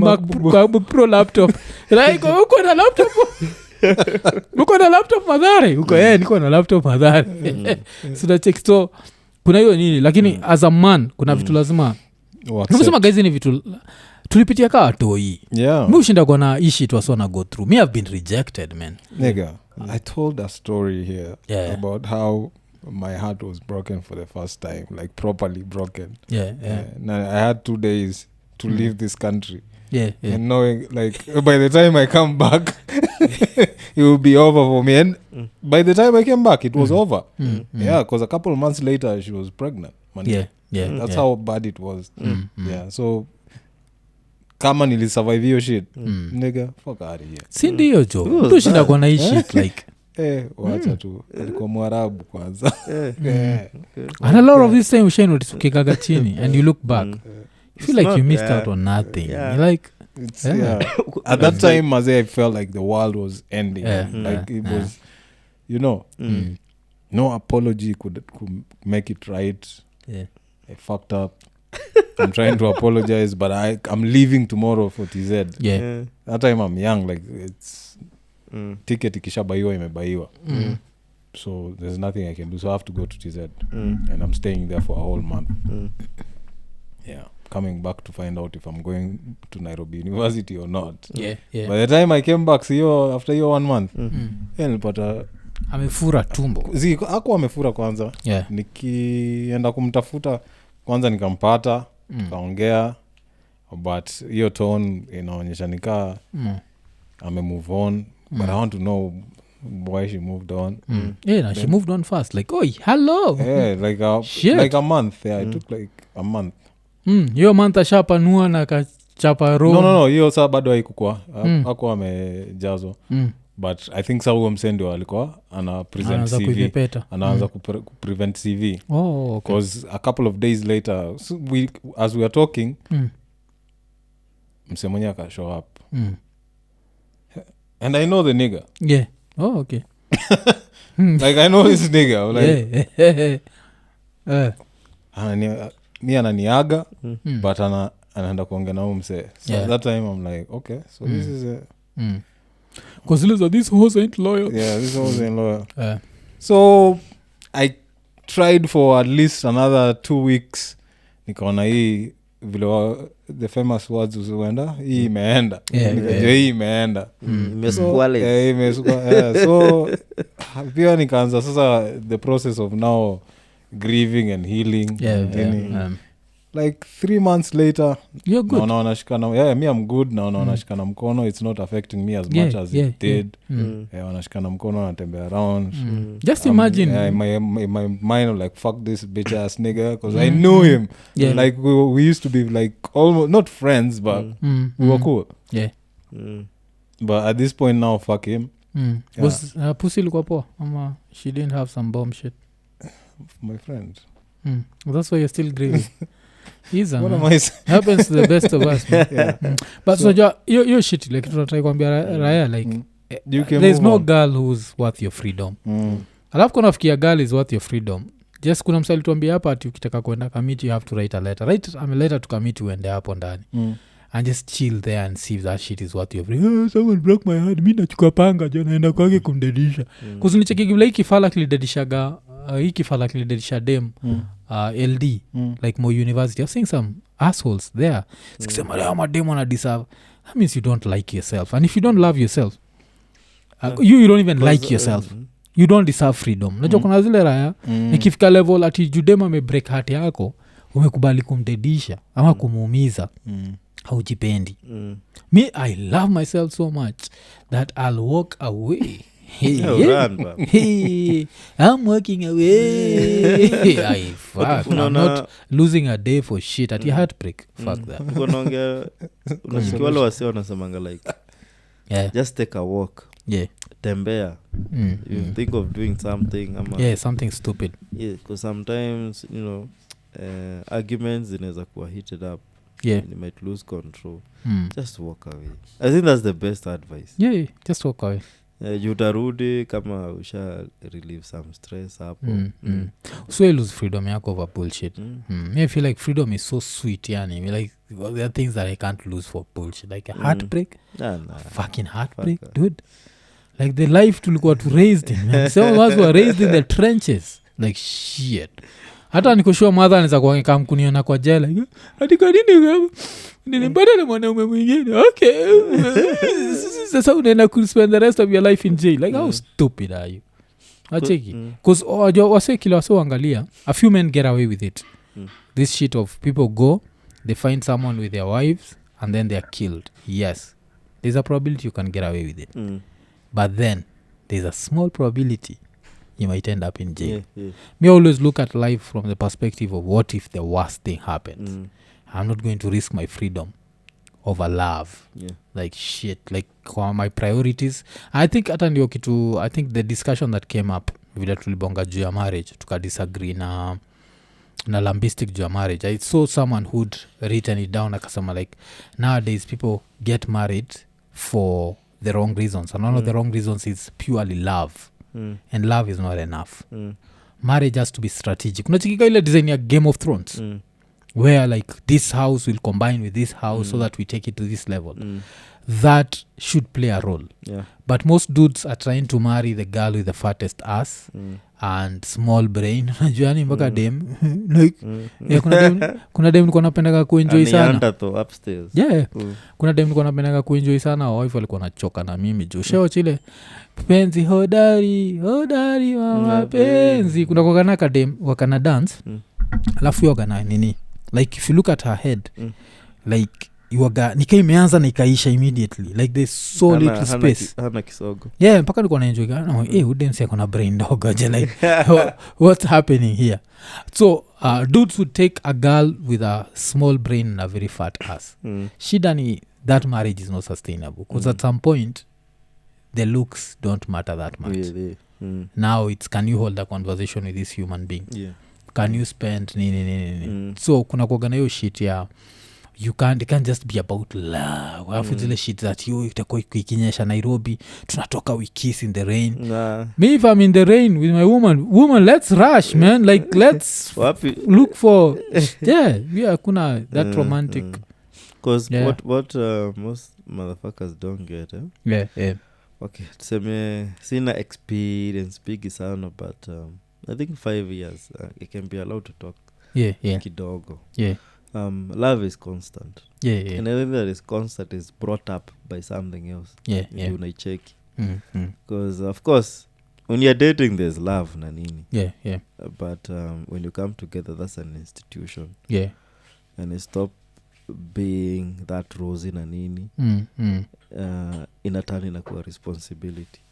Na utakuwa notice that love sometimes kama kirudi ukiona maybe akitake care of your kid ama ukiona maybe your kid looking like you utakuwa na feel inaenda feel inaenda. So there's a lot of work to do. There are a lot of even talking about bills by the way. Just ni zile ninja zinaingianga nasemanga ati like dem akienda basi zako juu ni to lactose intolerance. Mimi na maziwa jo siku hizi tunaona tu kwa super highway jo I can't fucks with milk jo. But nyinyi mnaweza nini mnaweza Yeah. Alafu kuna raya zimekuenjoy, kuna Musa Mtetwi na Don Halifa jo amesema consolation for Zak, wakarusha kaspachat. Don Halifa pia amerusha, alafu Don Halifa anasema Zak of the Yuak Zak of the Yuak alikuwa anasema umeenda kulia. Still hurts bwana. Alafu kuna Bidal anasema but marriage si kila mtu. I've participated in 2 failed marriages. Yes, as we said, it's not for everyone, because it also needs like some level of commitment. Don't get married because your mother wants you to get married. Don't get married because your father wants you to get married. Married because you want get married because you want to get married. Because me, I had a choice of not to settle. Yeah. Kaangalia nikaona let me do this. Yeah. And you have to live with it. Alafu awezi ishi na historia bibi yangu atakuwa kitombo na watu wengine. Uende ukae chini na budako, uulize budako hivyo like ulikuwa unakaa chini nafikiria mama yangu anatomba kwingine. Unajua wana budako akikusmack. Such a bitch ass way of thinking, man. Like don't think like an asshole hivyo. So kuna hiyo shit, but vile tumeambia watu tuachio jinga ya being ready to die for love. It's not something to be proud of. Kamina kumkale, one of the most bitch-ass shit shai happened. This dude died, Rest in peace to this dude. There's a dude called Mayhem. Tulikuwa ganaye kampo. And the guy who did this bullshit is like one of my close dudes. But he was a young dude. I let him get away with that. But back in the days tukiwa first year, this dude called Mayhem. Like so vile first years watu waga like mafresha they were super excited, so they went out and this dude called Mayhem ended up going to bed with this dude's girl. When this dude had, because it was like a fly girl, she had a fat ass, this Kaluya girl had a fat ass and everything. This dude just went and really beat up Mayhem, ajua, because Mayhem had fucked his woman. And I remember even as a young dude, like when I was 20 years old, I was like, this is some bullshit. You can't beat a man for fucking your girlfriend, not even your wife, your girlfriend. And then you should have beat up the pussy, man. Like, why are you using the wrong weapon? Don't you had your cause dick. mayhem. Yeah. And of course, Mayhem nani. But then this Mayhem dude used to battle alcoholism. So since he used to battle alcoholism, he ended up dying. Like his liver was so fucked, Oh, shit. Yeah, this dude died. Like, I had just, he's dead. Just died. That Mayhem guy. Yeah, Mayhem died. This other dude is alive with his muscles. He's still alive. I actually thought it's the other dude. I think I know a guy with muscles. So he's Bumpy knuckles. So this Mayhem dude died, and I think like your problem, your alcoholism, is something we don't talk about. That's why like Shoya D really meant something to me, because Shoya D is the same thing I always tell people. Like when I think of my life as a kid, I think of my dad. And when I was a kid, my dad was an old man, najua. But then later in life, I noticed like my dad died at 48. This was a young dude. Almost his age. Yeah. So so he died at 48. So, and since I knew him, that means I knew him in his 20s. No, not his 20s. I knew him in his 30s. So since I knew him in his 30s, he used to battle alcoholism. And he battled alcoholism till his last breath, basically. And this is a disease. Alcoholism is a disease. Yeah, it's a disease. So, and it's such a disease that even when I hear like the deputy president claiming they want to go and fight it, I'm like, fuck you. You're just looking for political points. You don't fight alcoholism that way. You don't just wake up one day and you're like, unajua leo tunaenda kufunga bar zote. These people will still get somewhere to drink. Yeah. It's a fucking problem. And it's a big problem. And tuna need kui fight. I don't know how to do it. I've never sijai kunywa, so I can't tell people I have a solution for it. But for people who are in that shit and you're going through it, try to, I don't know what to tell you, but if you can, it's not something you can control, because for some people it's not a problem. Kuna wase they just drink casually. Najua, like they just drink and they're good. Like even you ask, I see you drink like today, this dude will stay for even 3 months without touching a drink. But these people you're talking about, they drink. D used to tunaweza kaa na wewe na maybe okay, itafika point ni irritate. Na I think when you're an alcoholic, unaona raya inaenda inatapika kwa choo na inarudi. But alcoholism, you're not treating ati mtu aache pombe. There's a reason wase wanakunywa. that's what you treat first. I have so many niggas, like, you know, I have my nigga and I don't know how to do it. Because it's not even about the alcohol. Kuna vitu zinamsumbua inside the head. Alafu it's one of those things like ukishaanza umeanza. So for a few people it's like they can start stop. And then there are a few people who like it just stays with them and it fucks up their whole life. Najua. So kuna hiyo kuna pia Dennis Modhoni anasema iza Zach jo. Alafu talking of Dennis Modhoni, another thing ni nagalambistic akibonga juu yake and I've never asked you, what do you think about this thing of Kikuyu men who end up taking their mother's names? For people who want my opinion on this, make sure me watch episode 90 tulikuwa na Jemo uses his mother's name. Rapture uses his mother's name. So go get my opinion on that. Ndio msiseme nimeisema juu. So let me hear. What's your opinion on that? And don't worry about Rapture's feelings. Rapture is strong. Well, okay. If kama kuna msee sana what tunafanyanga wasapere, if you kama una Buddha, ulikuwa unachukua your grandfather's name. But kama maybe unaweza jipata maybe they were not present, and your mom ni alikuwa hapo, so in honor of, you know, respect na nini, na guardian unapata asha kuweka ama wewe una decide kutake up.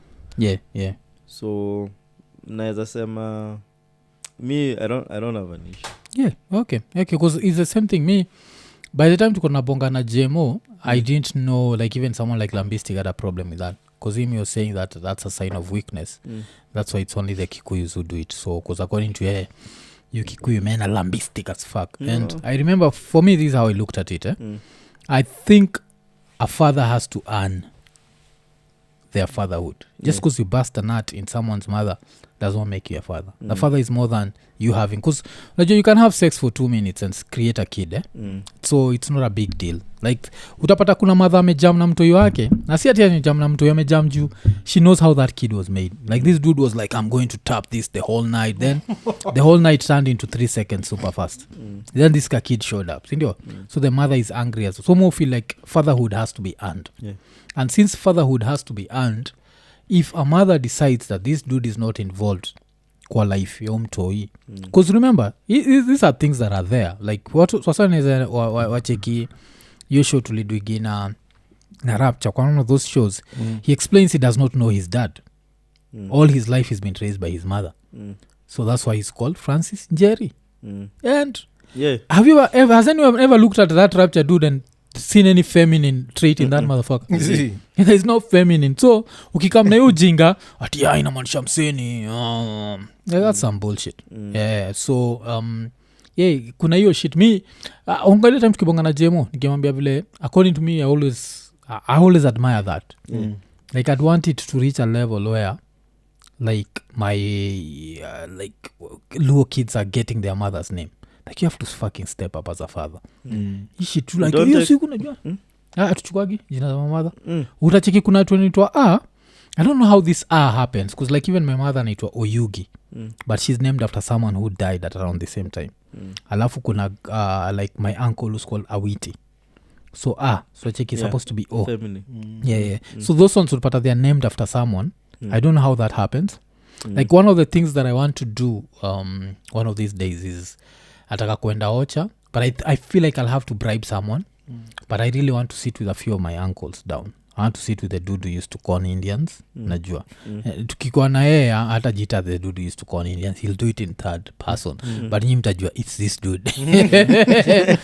Alafu I want to also sit with this dude ulalikuwa Kodiaga, because there's this guy who's been writing about Kodiaga on the internet, the other Delo. Alafu kuna anko yangu alikuwa Kodiaga.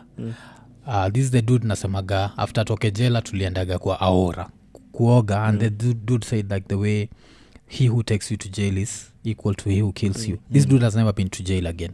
I'd want to sit down with them and have these conversations, and also have a conversation about my father.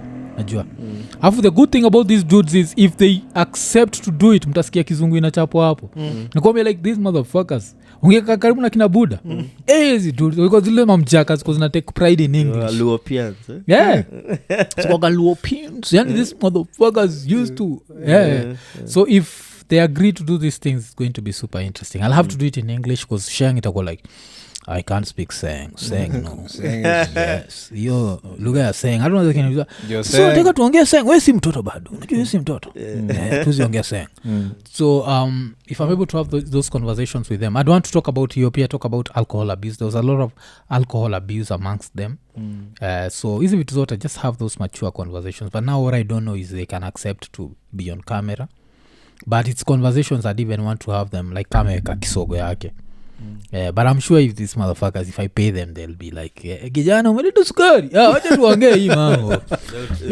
isabidi kwanza niambie like you'll turn heads sindio alafu cause these are sort of dudes like wakiamua kuongea itakuwa like a lot of stories because they went through some shit like your village if you are to shoot a Melrose Place juu ya area ya kina Buda fuck there's going to be the politics ile nakwambia the 1982 coup because that dude was from that area then there's going to be fake checks that same area there's going to be the backstabbing like between brothers there's going to be the one dude who used to go to TZ to look for wachawi Ganga kienyeji just alafu the wave of them going to jail like all those motherfuckers went to jail paka growing up I was so afraid because I thought it's a rite of passage miata ungeniuliza wajaluo fanya nini hatutahiri lakini tunaenda jail like shit that shit was there like all of them Buddha aliendaga jela bro wake anaitwa Wilson alienda jela bro wake msmall anaitwa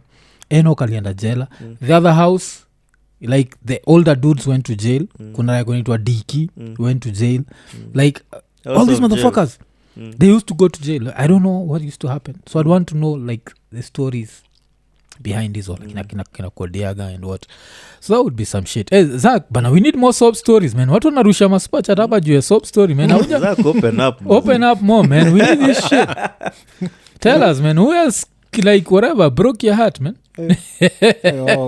hawako kibao but huyo ndo alienda na a piece of it and these other ones just break it and then it comes back together we aliondokana a piece that one will never be recovered although kuna kwaga na I don't know what to call it but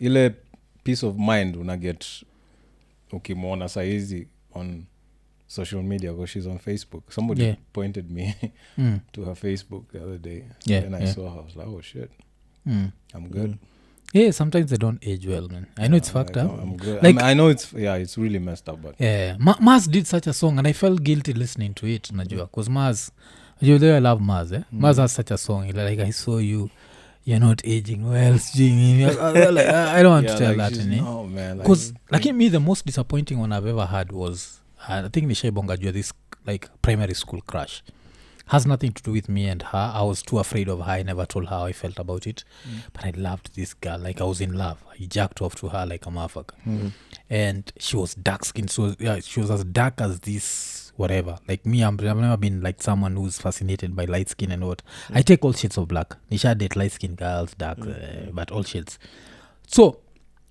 I looked at this girl years later and the way she aged I was like what the fuck I thought black don't crack like what the fuck happened man like ali age design ingine I go like what the fuck ushona gadem kama because this one was actually 1 year less than mimi and she aged design ingine I'm like what the fuck I think pia kuna time beauty lies to girls where a girl is like since I'm beautiful I don't have to put any effort kunini and then before June and that's what nasemaga you can't just go getting married because someone is beautiful fuck that man that shit is not sustainable you wake up one there's day a street saying you know date the beautiful marry the ugly kosi atiti mwenye amechapa ama ni manners plus kuna ile story you start the more you fuck you start looking like each other so kama mwenyewe ni sura mbaya kabisa you marry the most beautiful girl yeye unashindwa hii mapua yake nimeamka na kuna kioo hapa si kioo ni wewe jo kuna hiyo shit jo anakuambia ufungue roho nifungue roho d mi niko sawa jo d tulimwenjoa akajivanja kusikia kwa vile kunaenjoy d vile I was telling these dudes the way we used to get whooped at Olympic Estate so nikuwa nasema the way some teachers never used to discriminate whether it was a girl or a dude so kuna time hata mademo alikuwa nachapwa rasa so nikuwa naenjoy lizaka nashtuka naambia so nikuwa naenjoy hizi raya vile uzapata dem alienda Olympic ka D anaspankia na what is he doing like harder that's nothing that's nothing that's cool man we used to get whooped man fuck like when I look back at that piece of shit school fuck man like you should not do that to kids but that's all our parents knew so I understand why they let that shit di ulisikiaga pole jo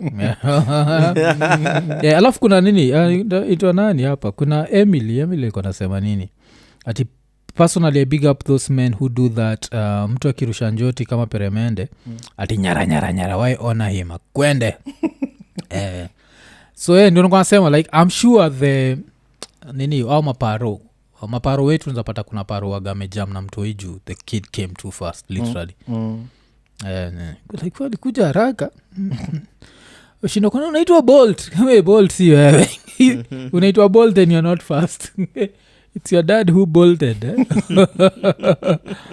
bolted a nut inaweza kuwa ni okay sawa so tucheki stories zingine M's tulia M's anafaa kutulia na mimi I'm not that broken I'm good so unaweza so tukitoka hapo which other story had talking about vile unasema about corporal punishment you know that story I was telling you there's a kid who lost a testicle Kisiland sindio Kisiland mazi like that level of violence has to be unajua at some point pia we the so-called new generation because now we are the new parents we have to stop this shit like our parents didn't stop it because that's all they knew bakini sisi ukianza hiyo jinga unajua mtoto lazima achapwe wewe mwenyewe ulichapwa ulifanya nini umecome up nayo inatuonyesha because kuchapwa ingekuwaga effective si ndio tungekuwa tuna come up na hizi shit zote kwa like MacBook created by Kenyans after getting whooped hakuna kitu to come up nayo because you kill all curiosity that a kid has and it's just pathetic unajua so it's some bullshit let me see another thing that has happened okay kulikuwa na hii story niliona ilikuwa very interesting ilikuwa on Twitter Kenyans in USA why accept hosting a DV winner for almost a year then 1 week to his or her interview you turn off your phone and ignore all texts yet you are also helped to reach USA I thought we'd stopped exporting our Kenyan behaviors abroad kumbe bado but you shit like watu wako US tuambieni jo hiyo nayo tuambieni jo like is it tumefika hiyo level sini wa player haters hivyo because that's being a hater yani when unamwambia unamhost then ikifika hiyo siku ya kwenda sasa anapata reservation yake nikajito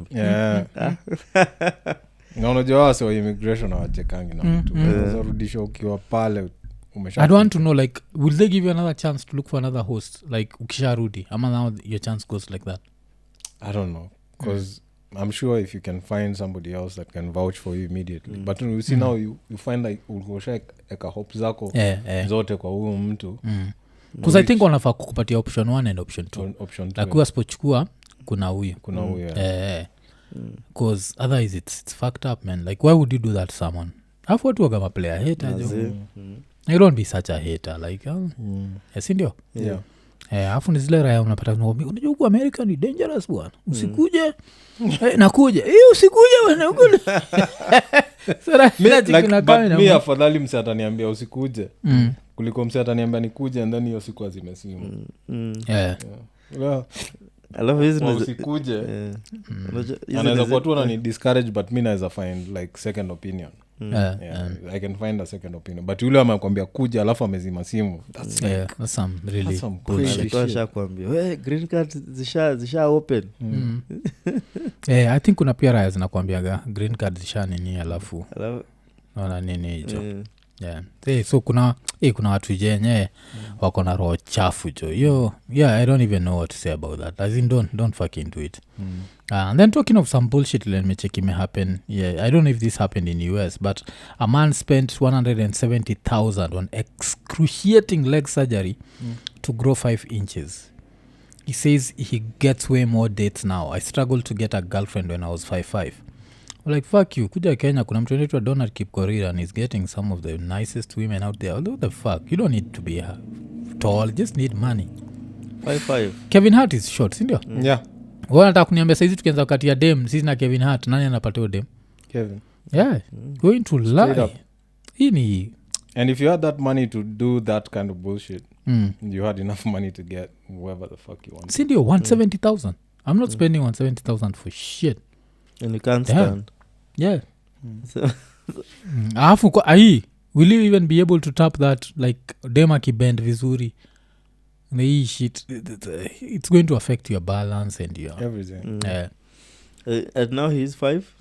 I don't know because he was 5'5", so ameongezwa 5 inches so now he's 5'10". Hey. You see It's not worth it. kuzata mnini mi tukiwa seko Well, yeah. I won't charge this motherfucker but it's a motherfucker most probably you people have seen in a newspaper. There's this very short motherfucker we went to school with and kitu nilicheka niojua vile wife work in the hospitality industry so hata akuwa najua like I knew this dude so akuwa niambia like so kuna siku tuna watch news hapa niambia like niambia like we used to be this dude in school kwa like this kapavat so vile uliendaga on that hospitality shit in Ethiopia this dude was in the club throwing dick to every woman like haikuwa na jali because a short dude like earns a lot of money. He earns like by that time he was earning like maybe 2 million net. This dude was throwing dick like very short motherfucker but nizile ninja Here you go. like iko na low confidence kiasi so he has to get drunk alafu another thing is never used to talk a lot so still has that deep Kikuyu accent still unajua looks rapey On the contrary. yes unajua looks rapey and everything but just zero fuck me a short dude shit if I have that money 2 million shit yeah damn 2 million a month kama tulikuwa tunawavua suruali na 18,000 a month 2 million tutafanya nini unacheza nini You just need to pay the rent. But Hakuna kupay rent. Matamu uweka nyoka pangoni haitoi. Inaweka nyonga pangoni jo hiyo unacheza jo unashow up hapa with a 2023 Range Rover shit anashinda napata jo anaingia pale unamwekea ni ile ni seat warming ama mpaka unaanza kudu ile like this car smells like fish because immediately damn dude watu wanacheza kuna so iko nataka kuuliza hii raya lakini nikaimeenda kunini nataka kuipeleka South Africa kidogo bali usikiajua kamuhindi kuna kamuhindi kinaitwa na Rendra Raval akwasema Kenya is a praying country where there is prayer there is no evil can stay forever so aka kabudaka na owns a steel company nakuwa nasema you spend 900 million every month kwa stima niliona story kaa hiyo it's rich motherfucker man 900 million na alisema zile design za the only thing I'm worried about that shit is companies that paid that much money on electricity do they really pay it every like unajua si wale wasiuwaga na areas because inaweza kuwa ni 900 million and then uko na areas za 3 years so sa KPLC wanatumiza sisi ndio ujalipa hiyo 900 million I think awezi fuck na KPLC because wakizima stima mtu analipa 900 namaanisha is making so much haizi afford hata stima kuzimwa mazeni kwa nachikio that's a tab sasa hawa si watamake loss aje they need 3 people like him like it's the rest of us can have nini bure for the rest of the year it's ridiculous man if you're paying 900 for stima man, that's some shit. So ni company fulani ya steel kabuda fulani kampantry. That makes sense because still mazee iko na do. They export to all countries. UK, China, and which other countries buy steel? The US to some extent. Alafu try imagine the third world, you're still developing and you need steel for everywhere.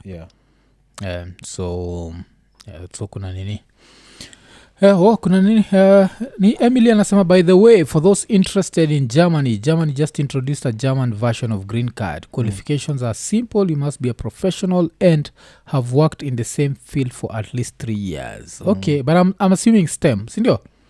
Science, technology, engineering, mathematics, those ones are always given the first priority. Alafu wengi kwa hii ya Germany nilikuwa wanaeka nini emphasis on like inaitwaje building and construction sana. Mtu wa MJ wasomkono wameka hiyo ndiko mbele zaidi. Damn, tuende tukajenge hata nini ugali man amefunga gym tuenda pale, sindio?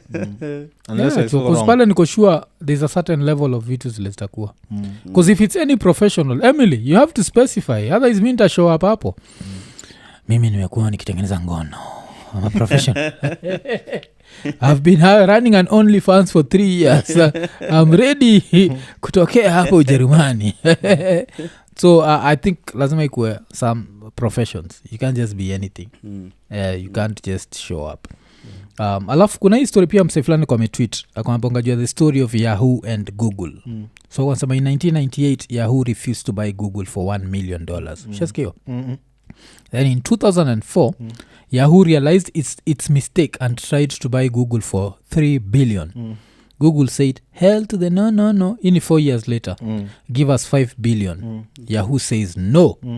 Then in 2008, Yahoo refused to be sold to Microsoft for $40 billion. This is 2008. Then in 2016, Yahoo was sold for $4.6 billion to Verizon.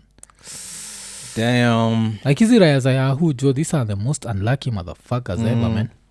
Like how the shit? Damn. This is unless and this is like this is a stretch. Unless between your time walipewa the second offer wakakata up to when now it was sold for the little money, they had made so much money that now it didn't make a difference. If you're being sold for $4.6 billion, you're not making enough profit. They should have just sold the shit to Microsoft for $40 billion. Sasa shida ni si wote hapa tulikuwa watu wa Yahoo. Mi na wewe, of course this motherfucker didn't even have hair on his nuts. I still have a Yahoo account. So sisi uko na Yahoo accounts, but do you still use that shit? Yeah. How many times? I've seen a lot of your shit na kwaga tu Gmail. Yeah, but the one that's attached to my financial whatever ni Yahoo. You which see, because you expect it to be safe. Like no one goes to Yahoo. So lakini kuna watu wengine wako ninja. That's painful. So this shit was sold to Verizon. Okay. Is it still operating? Yahoo. It's still there. Still there. There's even a subscription model. It's different. It's like kuna I'd opened a Yahoo account back in 2009 but hiyo nilikuwa nimesubscribe to prettygirls.com. So zinakuja huko. prettygirls.com. Then I forgot my password. The pain. Because now you couldn't find the pretty girls. The pain, man. The pain. Your time hata ulikuwa na nini? Ulikuwa na print images. Colored images. It cost you an arm and a leg. That shit used to be expensive. Alafu so hatukukuuliza joy story. Unajua msa South Africa anaitwa Thabo Bester. So we talked about this dude kwa podcast yetu na Osama Uteiru. But we wanted your opinion. So this dude is the dude, he was convicted of rape and murder, killed some model in South Africa, and then escaped, and he was helped to escape by a doctor, some female doctor.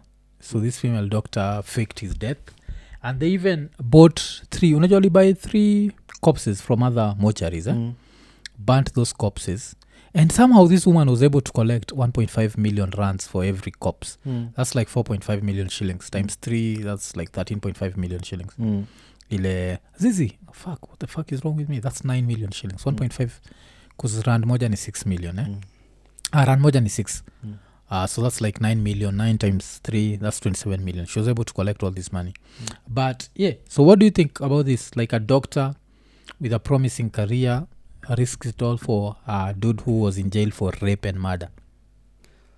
Orchestrating your own demise while you're still alive. It's burying yourself when you're alive, man. Now what happens to it? See, that's a crime. Yeah. So they escaped because this dude was just living in South Africa freely. So he was living in South Africa freely till someone in jail snitched that this dude is free. Then vule mtu wa jail ali snitch ko free, someone else spotted this motherfucker kwa like some shopping mall. And then he decided kuhepa. So akahepa kashikwa South Africa. Nini? TZ. Yeah. Most probably if he'd escaped and gone to TZ, angekuwa free saa hizi bado. Yeah, and then if he escaped mapema. Anyway, change your fucking looks, nigga. Yeah. Awezi kuwa umetoka nini ukiwa clean shaven. Yeah. Alafu uko free hapa nje, you're still fucking clean shaven. Be Osama or some shit. Anyway, let me not help you to nini. Yeah. But criminal. How can you help a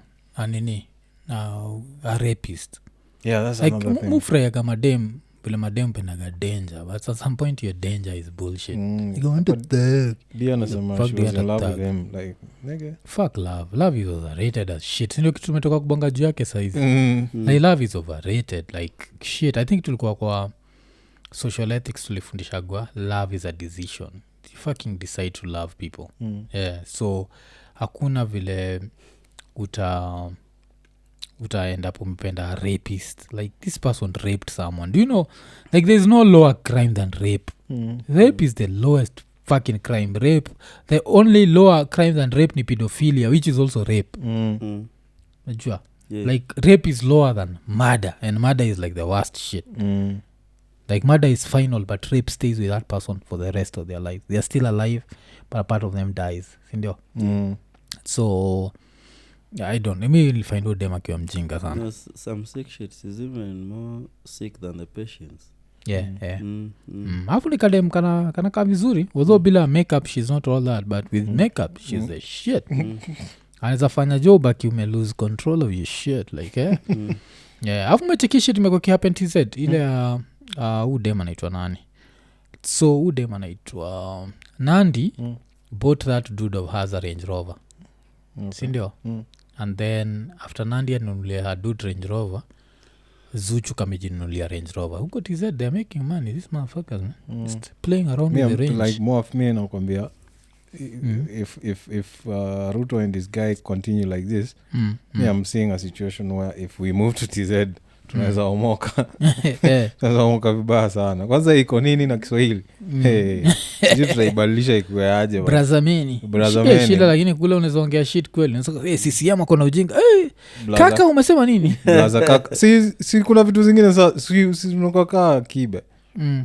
Talk shit Kenya in TZ, so we talk so much about Kenya. We leave TZ alone.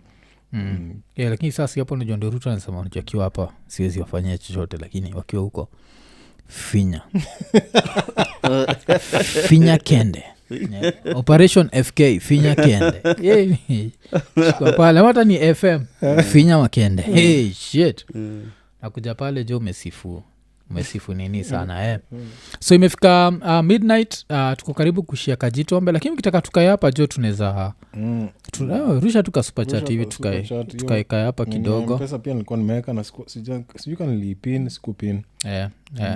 Si lakini sinapita pale, iko pale kwa screen. Iko hapo kwa screen. Pia mnaiona hapo paka jina ni kama mlicheki hapo mnaweza tuambia.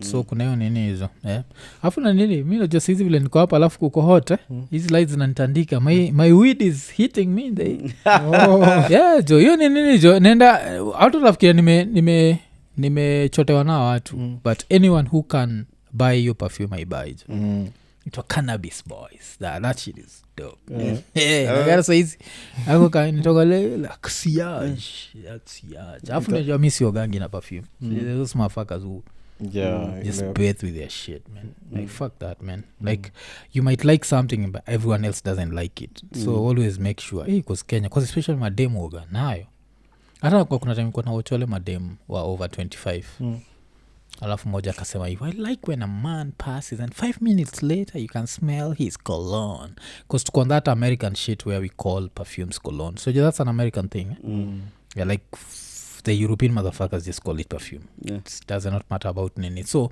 kuna demo alikuwa nasema hivyo moja over 25 like 5 minutes later I'm like you do limeoga na perfume like, that's toxic masculinity. I think it was her even it's the one I like oh shit no it wasn't her it was some other some other one because don't be on that dumb shit I don't smell like that me maybe nanuka kama mbuzi hata sijui but 5 minutes later utakuwa nanuka kama mbuzi because like which perfume is this because a lot of perfumes are they can choke you out so 5 minutes damn nakunga nikimsikia nikasema like damn because mademo kuna zile zinakuwaga sato as much as ndio mse akipita unaweza isikia after some time but it's subtle but kuna ingine nakumbuka kwa huyu celebrity mko anaongea juu yake na mse alikula Viagra na sikuingia ofisi maze I was like no like this it smells nice but it's too much it's destructive like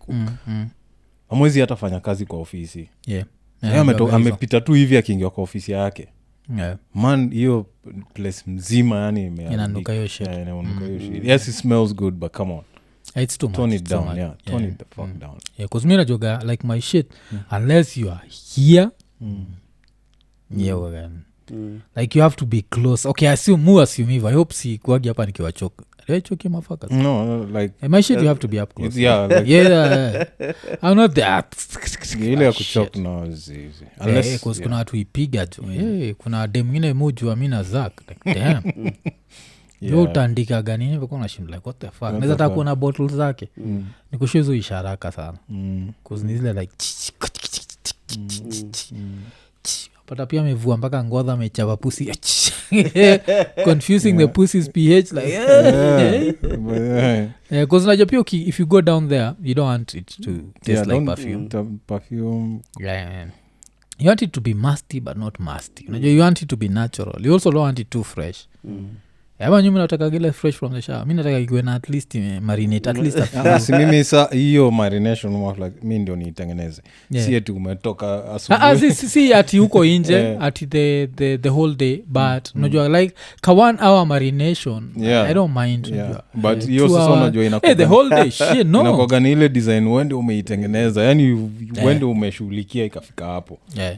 Just akitembea tumbua hapo around umecheza na vitu kiasi I'm a DJ so my fingers do so by the time mko ready sasa ile sijui umeona hii comedy ya Monica alibonga juu yake alikuwa ametoka sijui from somewhere wapi akapanda stairs akapanda stairs akashuka stairs kambia dude it's time to eat dude akambishozi no afu dude nasema iliingizaga tu finger hivi alafu ikampitisha kwa mapua dem karibu what the fuck is that ngambwa ni wewe that's yours that's you man so wacha tushauta tu kadhaa vile wamesikia tunataka kwenda Kajito wamesema JF Express asante sana Jeff amerudi mara ya pili Musa Mtetu amerudi mara ya pili Don Halifa amerudi mara ya pili hataki tuende so watu wa mara ya kwanza pia ni nyingi sana kwa hapo hivyo pia alafu hizo ma likes pia tunataka kuona zikipanda hivyo kama mko 196 hapa likes at least ifike pia hiyo 196 itakuwa poa sana dope hapo alafu kuna nani hapa kuna Beno pia alikuwa anasema perfumes hawa Katari kuna kuogana those Arabic perfumes and it's like they use au tumia coffee sana like with time you notice it's coffee but now they play with it in some way so it takes I think it's an acquired taste hizo zao yeah, it's not like universal like hizo zinakuchoka kwanza. yeah yao inakuwaga na quiet taste because kwa zileza but now if you meet some billionaire with that shit you have to play Like, is that cannabis? Unajua si cannabis. Kai siwezi chapa nikienda Dubai. Siwezi chapa nikienda Dubai cause now I don't know. Like if it confuses a dog, like shit. I can't even carry that perfume itself. Nikiwa Dubai. Cause itakuwa like ama hata Russia. Russia anaweza niambia that's cannabis oil. No, it's It's 1.5 ml. Yeah. Hata hizi kwa sijui whatever place kuna hizo sniffer dogs. Yeah. Hata iko kwa bag yako utaona kadogi kamesimama hapo. Yeah. But hii nini wasiwezi kafikiria ati ina smell ka nini kabisa. It still smells like perfume. It's just that it like if you know the smell of weed you'll notice on a weed. Yeah, it's not like that it's just weed that I'm here smelling like some uko fulani mamau dude zizi nah I still smell so fresh and clean. So fresh and so clean. I'm still najua like D asante sana for the super chat. Wazi. Watu wajue hivyo like unajua kuna lines za kwa hapo like officer yuko hapo Jonas smell ka zizi fuck that. We still have to smell fresh and clean man. Fuck that shit man. I'm not trying to smell like sweat and weed. Pia kuna perfume zingine jo sijizi uchanganya na sweat. Yeah. Zinakuwa corrosive. Yeah. Ushaipata dem mwenye amemix hiyo collab you guys? Wacha ti dem Kenya sasa mtikile wasu criticize mademo wa Kenya kama vile Zach alikuwa anaenjoy mademo wa Kenya ati hajui kuoga tukakataa ukasema hawaletagi tauro tukasema sawa hiyo tumekubali. Kuna hii perfume moja ya madem kienyeji wa Kenya and it's universal sijui unaijua. Yeah, I know. That shit is annoying yani. That shit is a dick killer yani. Let me bring it closer to home. Yeah. Ile story mimi kuchapia ya dem ulinirushia kutoka sijina Naivasha ama Nakuru. I remember. Alikuwa amepigilia hiyo. So hiyo kitu hoga ni trauma saa zote nikipita kwa streets nisikia. Unashinda go iko happy. Ushafikiria like if I was a billionaire I can actually go and buy all of them and so that ziishe kwa market. Like I hate that fucking perfume. And mademo wacha wipenda. Nika some Vaseline I used to smell back in the days. Yoga nika mafuta sika perfume yoga nika imechanganywa na mafuta ya kujipaka cause yo mtu uinusa kwa skin yake. Kuna tatu mafuta tu kitambo. Na wameipenda katin pin hivi. Wanakafungua hivi. Yeah, I remember that shit. Also had this funny ass smell. Alafu kitu funny na hiyo talking of that perfume like the day that I really got pissed was there's a day like one of my dudes so joga that dude of Kujad Gwendad like dude drives some of the best cars and what but loves pussy. So there's this once niko Masaiza junction kaambia like yo dude I'm here I'm headed to Tao so are you around you pick me up because kwa mniambia na plan kuishia Masaiza Tao kaniambia hey, just wait I'm coming. So he shows up mimi naenda kukaa mbele alafu na find out there's a woman then end up nimekaa nyuma she was wearing that shit. I'm looking at the car I'm looking at the woman I'm like dude what the fuck man. Kuna zile vitu zielewagi unachikiata tukiagio na nani kwa sema you have to grow past a certain level like to me the perfume matters so much like you have to smell nice. You can be beautiful but if you smell like that shit mpaka nasikia nikaa tumbo itaniuma hafu mademo wa Kenya wanaipenda yani I don't know where the fuck they got that shit from.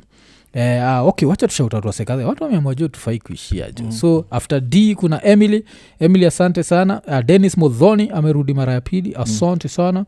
Anthony Getogo Anthony Kitungu pia asante sana for the super chat. Alafu kuna nani jo Alfonso Grosso anasema Hugo Red is my favorite. Squeezy wife awachigi podcast online zasema wife alinigetiaga Hugo fulani I hate that shit. I don't even wear that shit. Yeah, so kuna time nilikuwa nimeconvince my nephew but the fuck was supposed to come buy that shit from me and then he pretend that shit is lost. It's very generic. It's some Hugo's whatever shit. I don't like it. Yeah, cause mupendaga kitu like distinct. It needs to be different. So that Hugo shit what the fuck is it?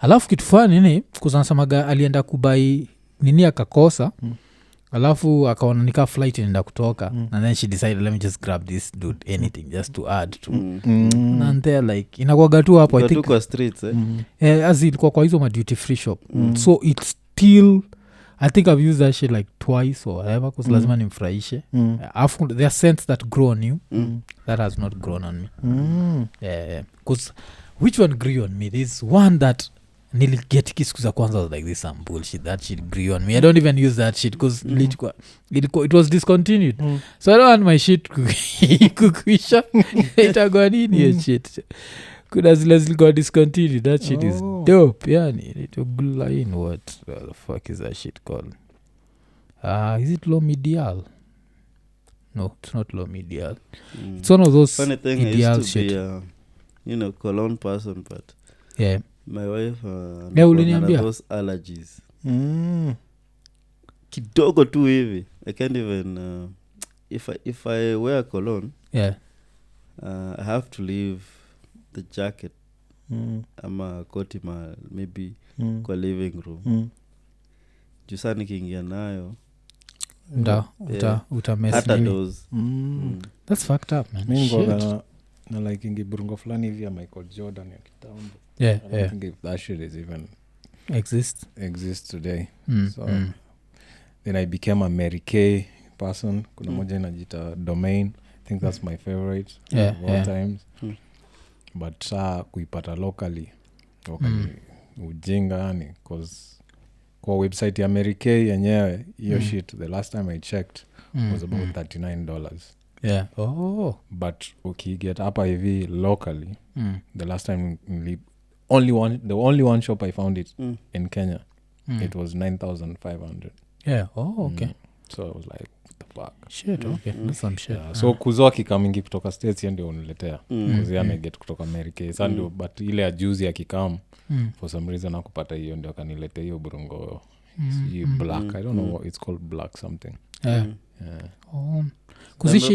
hizi stuff zina smelling minty nini I really like those motherfuckers okay that means your ass would love nini smoky okay if it's smoky you'd love that kuna hiyo shit ya inakuwaga like at ya fake creed Aventis that shit is called what Armaf clubbed in wheat kuna moja ule nipatianga nini yake that shit is smoky tester yake yeah but I used to like it yeah ni vile tu sasa ukiweka yeah uweke kidogo yeah kuna kuwaga na hizo nini uweke tu kidogo uweke kidogo so hii nilikuwa nasema inaitwa L'Homme Ideal Cologne so it's been discontinued so the first time when I got that shit I was like I don't like this shit then I don't know jele tu cause me hata ka spendi kitu I still use it to see like if it's going to grow on me shit that shit grew on me I don't give a fuck who doesn't like it yani bambikaga nao design kusamaga alafu ni kitu sijai smell nini cause unajua kuna zile vitu mtu uogopa kitu kama inaitwa nini hii moja inaitwa Dior moja Dior Savage so you know that shit unaweza kwa ukitembea Nairobi mpepatane as 3 dudes na nyote smell the same that's like a Nigerian signature yeah yo that's the Nigerian signature Dior Savage oh my god so it's the sort of shit where like if you're going to a small circle like because it's still a good nini but now the bad thing is yani personally I love being such an individual that if everyone has the same thing stuck I think that was the thing ilini drive kwa hiyo Domain ya Mary Kay because it's like to a lot of people it's just a useless nini it's a cheap man's cologne I guess so cause those chippies waga kali hizo chippies waga some shit man kuna nani anatuliza timeochio movie ya Perfume we watched Perfume was dope Perfume ni ile kwa Perfume yes that dude used to nini the skin yo I told you create the best perfume I told you was it the one yes it's the one ni that French shit sinile kuna scene fulani hapo hivi kona like an orgy kwa street so hiyo ndio ile nikam kutoka job ilikuwa ndio the first time my housemate ameleta demo wake kwa hao for the first time I think walikuwa meet kwa dates outside for a while this is the day amemleta kwa nyumba wameleta kwa nyumba, that's the movie they were watching. Si tuko tunatokaga job usiku Ghetto Radio, so nimetoka kitu kama midnight, fungua mlango, nashindwa the first thing naona hivi kwa nini ni an OG. Kwa screen. Alihav kujitetea, it's not what it looks like. Like, it's not what it looks like. Nikamshow sawa, but wacha nikalale. Because me in my mind, I'm like, these niggas are watching like some hardcore porn. And then the next day ndo aka insist lazima ni watch hiyo movie. It's a dope movie. So ndio nikawatch movie, nika get the whole. But nikienda kulala, in my mind I was like, umse kwani nini? Like this foreplay is different. It's different. Na ndio ananiintroduce kwa demo yake for the first time. That's some shit. So nani nachikia hapa nani Lois anasema Savage na Invictus. Woi, msinunue tena. Invictus inakuwaga ni watu wa gani? Invictus inakuwaga watu wa gani? Because I know kuna kuwaga na zile Wakenya wote utumiaga hata 1 million. 1 million nakuwaga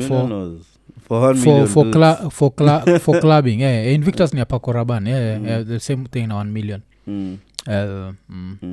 But sasa kitu fani ni nini, my woman loves that 1 million bullshit. So kuneta and just want to chill nini just for her, unajua. But going out there, I know smelling like the next dude is not something you want to do. So you end up avoiding that. Alafu kuna kuagana mshachiki, kuna kamse fulani kamwarabu fulani yuduigi ukimpeleka perfume anaweza kutengenezea fake hapo. He has a lot of views on YouTube. Kuna sasa uendaga kumvisit. So kama wewe hiyo nini yako unampelekea mwambie I want you to create for me perfume kama hii. But now instead of all the toilet na kutengenezea like all the perform, now I'm a perform. Now the ultimate potency and what, and he just does it. Like in a few minutes he just smells it and then starts making it. And it's going to take him less than an hour. Okay. And like, what the fuck? Like humans are such special people. How do you make up a perfume? Unajua ni kuna zile vitu you just use like wacha nijimwagie hii maji lakini unajua you never sit down to think like someone sat down and was like I'm going to extract the smell of this and then kuna mwarabu fulani do shit and he's good at it. I don't know what he's called but he's really good. Kuna mtu St. Paul's University locked. Why? Kwani St. Paul's menini? Alafu maandamano after Ramadan, wamesema hivyo. Kutakuwa na maandamano. Of course for a lot of people watu furahiaga sana hiyo Thursday because they don't get to go to work. So there's that bullshit. Just it means nothing to us. At least for me it means it means nothing. Next to nothing. Sorry. How much get kwanzia Jumia ifunguliwe hapa Kenya ime lose how much 11 billion. And they had such a good business model. If they could but siku hizi wamekuwa na a lot of, I don't know if they vet stuff before they sell them to customers. Because unajua si wao wenyewe is where they get him from. But unajua wase watafikiria. Because for me the reason I stopped using their Prime was simply because kuna time nilikuwa nashindwa kupata kitu nataka kwa supermarket. So it's like these guys were either not updating things on their apps or unacheki. So unapata kuna like a particular type of toothpaste I want but haiko hapo. So now you're forced to buy like some shit you don't want or maybe you're not like it's not your thing. So nikaa hizo nini zao wako wana update. So unaenda kwa hiyo list ya Carrefour unatafuta hii kitu paka una search. In the beginning everything was there like ukiclick unaona tu kila kitu hapo na ndio you get to a point where you had to search for you to get something you want. Una search and then you get to a point where even when you search results zinatokea mbili. I was like nah, I'm paying because at that time it was like I was getting mine at a discount. Niko na get hiyo ya 699 or 599 hiyo Jumia Prime. but still I was like, even if it's at a I discount, think they discontinued they it. discontinued, yeah. I was like, even if it's at a discount, I should be able to find what I'm looking for. Yeah. So I was getting kama watu waliacha ku-update vitu zao, so saizi naona every supermarket is like has its own app. Carrefour kona app yao sasa, so you can order things directly without using akina Jumia. Yeah. So you know. There's a time I bought a smartwatch for my dad. That shit was used. As in ilo nafungua box unaona hata ma scratch man. Lakini suzuri wa nini uzairudisha? Nilirudisha. Yeah. Well, but unajua I can never order there again. That shit wasn't even charging. So nini kuna watu wanatuuliza juu story ya Hakimi. So let's comment on it. I had to go because watu wamesema iko hiyo story kwa Maka, so I had to go. Who is Hakimi? And then see that Ashraf Hakimi, right back wa PSG. PSG and also Morocco. So the interesting thing about it is this was a marriage that was doomed to fail, man. Like this dude is 24. Do you know how old the woman was? Make a wild guess, man. Older than him or younger? 40. Make a wild guess. 36, man. What the fuck, man? That's woman is too mature for you. At 24, you can't be marrying a 36-year-old woman. That French? Woman is mature as fuck. Like you'd need to marry such a dumb, like unless umemtoa kwa TikTok akitwak. At 36, that woman is too. Because unajuaga au somaga women mature faster. They look at things whatever. So like there's no conversation you can have with that woman. Is she French? No, she's of Tunisian descent. So she's 36, but both of them were born in Spain. And they share 2 sons, but they went separate earlier this year. Rumors of a split started to circulate when Hiba failed to publicly defend her husband when he was accused of rape in February this year. Nini, okay, so the mother of 2 has 1.3 million Instagram followers. So yeah, she's famous for fucking this dude. So wanna separate. So the story is he's put everything under his mother's name, but they have 2 kids. You have to take care of your kids. That's my principle. So yes, I don't want my woman to use my money to help the other dude shave his balls. So I understand, but now you have to take care of the kids. So either you take the kids, whatever. I don't know how to feel about this. Because I understand, you don't want this 36-year-old woman to be out there using your money to fund some other young dude. But now what about the kids? The kids, so who it depends on who remains with the kids. Yeah. And at this point... Alafu the funny thing is herself, she's worth 3.1 million euros. She has her own money. Okay. Yes, because she works on TV and film. Yeah, okay. So she has her own money. Okay. So of course they always want more. Cha muhimu ni watoi. Cha muhimu ni watoi. Watoi alafu kusikue na mtu akona bile. Kati yao kama kuna mtu akona roho ana machungu na hiyo nini inaenda kuwa mbaya. Lakini hii pia nafikiria if you are nini hii anojonyini wanasikia gati mademo Kikuyu korogea gara ya atisimiti. So I think if you put all the money in your food in your mother's account ile time unakula chakula unafaa kuongea naye, unajua nyina watoto unafaa kujua kuwa mimi nikikufa hakuna pesa inakuja. Nyanya watoto ndiye atakuwa na pesa, unajua so kikuleo simiti anajua she needs to reduce the simiti because she doesn't know she's still going to kill yours just to find out that she can't get nothing. She can't get nothing. Still why wapio kuna pikia ka ufainiwa alafu anaekwa lakini mademu wasa puchomewa hapa inje mmoja. Yeah, that's where you're hunting. Okay. Well, they have some bomb pussy, man. So we understand, man. As in so far I'm living the testimony I'm alive. Plus your dad is alive. My dad is alive. And there are a lot of old kigwe. It's just nile tu stereotype yao. Unajua jana unapenda pesa. Okay, mademu wote anapenda do. So jinga. I don't know if they watched a lot of CSI stuff. Yeah. Unapata those well crafted whatever murders zina revolve around these areas zetu. Dude imekula simiti. Sio ni masop sama sijui nini, I don't know. Kula simiti na still watch. They do an autopsy on your shit. Yeah. Like nini inaitwa cops ikipitia through metal detector it goes wild. Ile time sai hata nikipita kwa nini kushapatiana simu na coins na keys and then upita usikie like shit unarudi kwa umekuwa ukinikorogea what did I have for dinner. Yes hapo maybe kaa hivyo inamaanisha waseka kina Ian wakishit unafaa na choma once in a while unafaa kumake sure like every month there's a day you shit in the bungu. Ile siku umefidiwa vizuri kwa like okay wacha niene au kia shit kwa bungu unachukua torch unamuliko kwa like nimeona chuma hapa kuna chuma hii ni mapenzi unatafuta magnet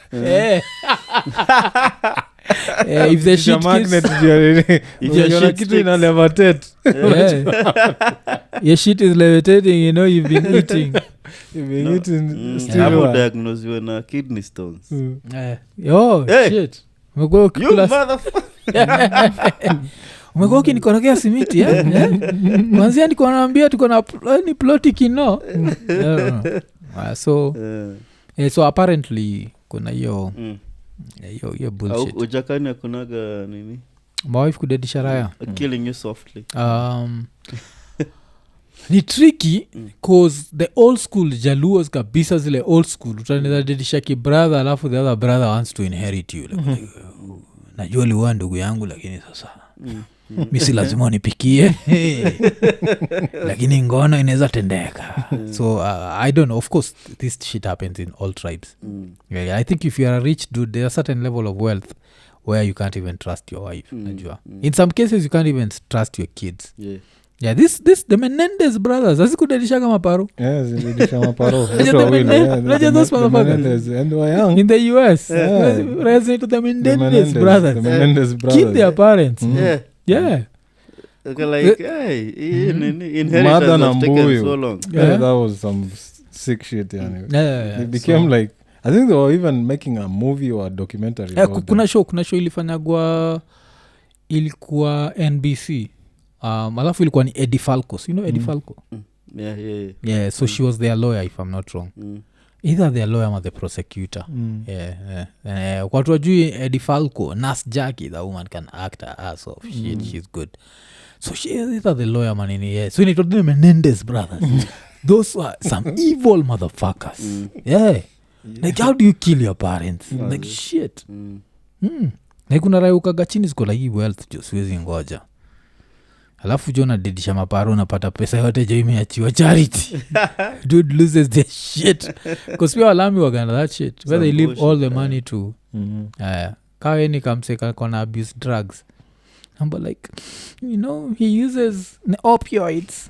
If we leave him all this money, he's going to spend it on opioids. Talking of opioids, mlisikia history ya Omar. This dude, Omar, now Michael K. Williams. Michael K. So ule mse plead guilty. Ule mse alimpatia hiyo nini fentanyl. Heroin. Ilikuwa heroin placed with fentanyl. Fentanyl or something. So being an actor that level, man, where you have to be someone else. It's some shit, man. So tukimalizia, like what are you people watching? Saizi nimeanza hiyo rabbit hole. I'm on episode 4, just finished episode 4. There was something else I wanted to start. Nataka kuona hiyo episode ni second last ya Snowfall ama ndio the last. Second last, so there's another one. Kuna hiyo Snowfall. What else did I start watching? Nilimaliza kuna show fulani nilimaliza. juzi alafu nini wacha ni correct jo Bushman usifanye hiyo shit umedu Bushman ana criticize someone for sending us what the fuck man you can't do that I don't think even Bushman mwenyewe ameturushia kitu like, which we don't mind but never criticize anyone for sending us anything because if everyone was to do what that person has done we'd be good najua mtu hata aweze kututumia nini 50 cents will still be good sijasijai nini but just had to address him like I'm not even going to say what he said so that whoever has not seen it has not seen it but don't do that shit man and I know it looks like you're helping but you're not helping anyone sindio like let's stop that bullshit so Ian what the fuck are you watching still watching naitwaje Godfather it's the God you know father was the Gichi hivi iliisha ama kuna episode nyingine niko see episode to episode 10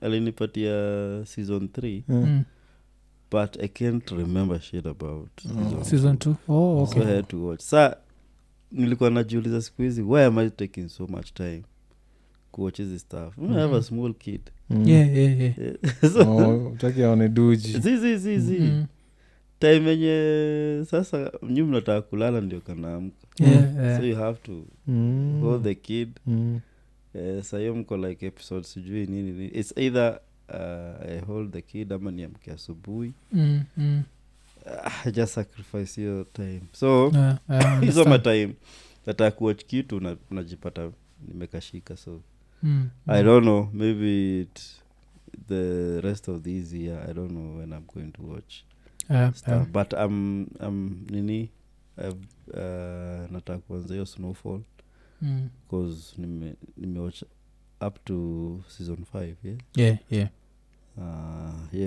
ulikuwa umeniambia about Rabbit Hole ni Rabbit Hole ni Switzerland na this other one yenye uliwatch the dude we were asking about then ukapata akona nini akona series yake kwa Amazon naitwaje this kajaman Christoph Waltz naitwaje Christoph Waltz inaitwa the consultant some sick shit I need to watch that okay but Succession Succession sinkwambia the first 2 episodes nimeziwatch nikimultitask so I've not I think there were so some episode 3 it picks up oh my god okay I can't spoil it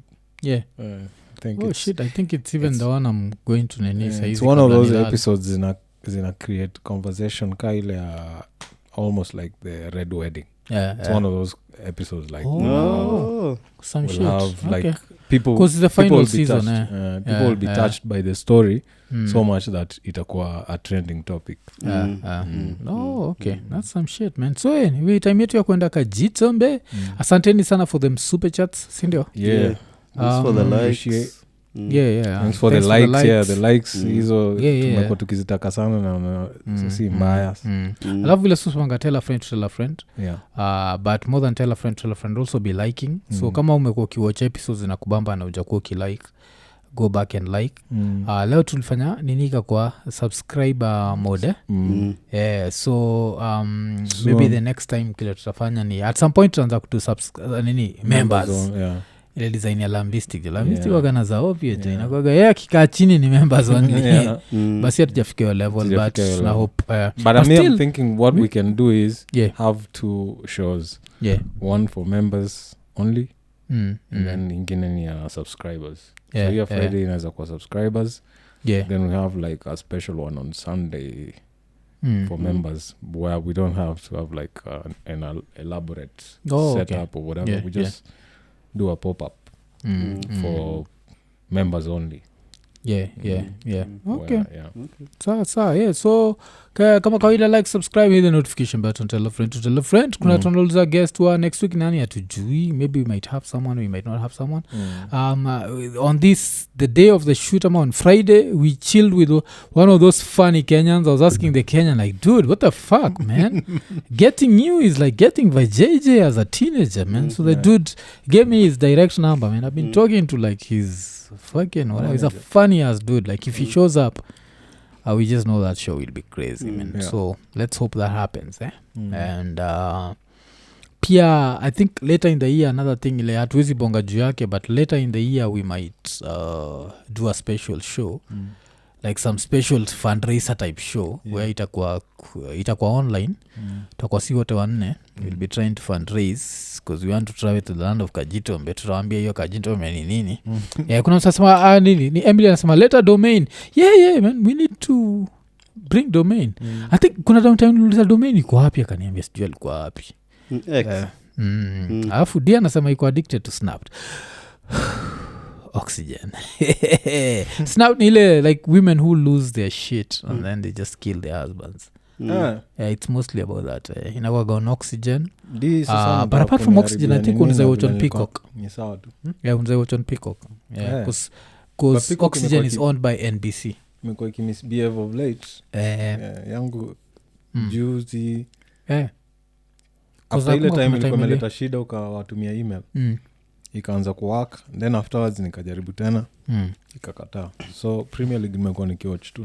na Showmax which is not a bad deal. I came to realize it's not such a bad deal. It's not such a nini because nili what I'm waiting for is wakigo 4K afugisa wakigo 4K na Safaricom at maintain at these speeds so Safaricom jo tuongezeni speeds jo take us to 100 or some shit we can't stay at 40 for 3 years what the fuck kuzona overcharges wakina 100 najua sa hiyo majua tu washafika ma 1 GB like what the fuck man take us to 100 but, let's I see a situation where but anyway let me not jinx it but cause nini Elon Musk Elon itafika kweli si lazima ifike tunaweza ichukua si yenyewe tu ile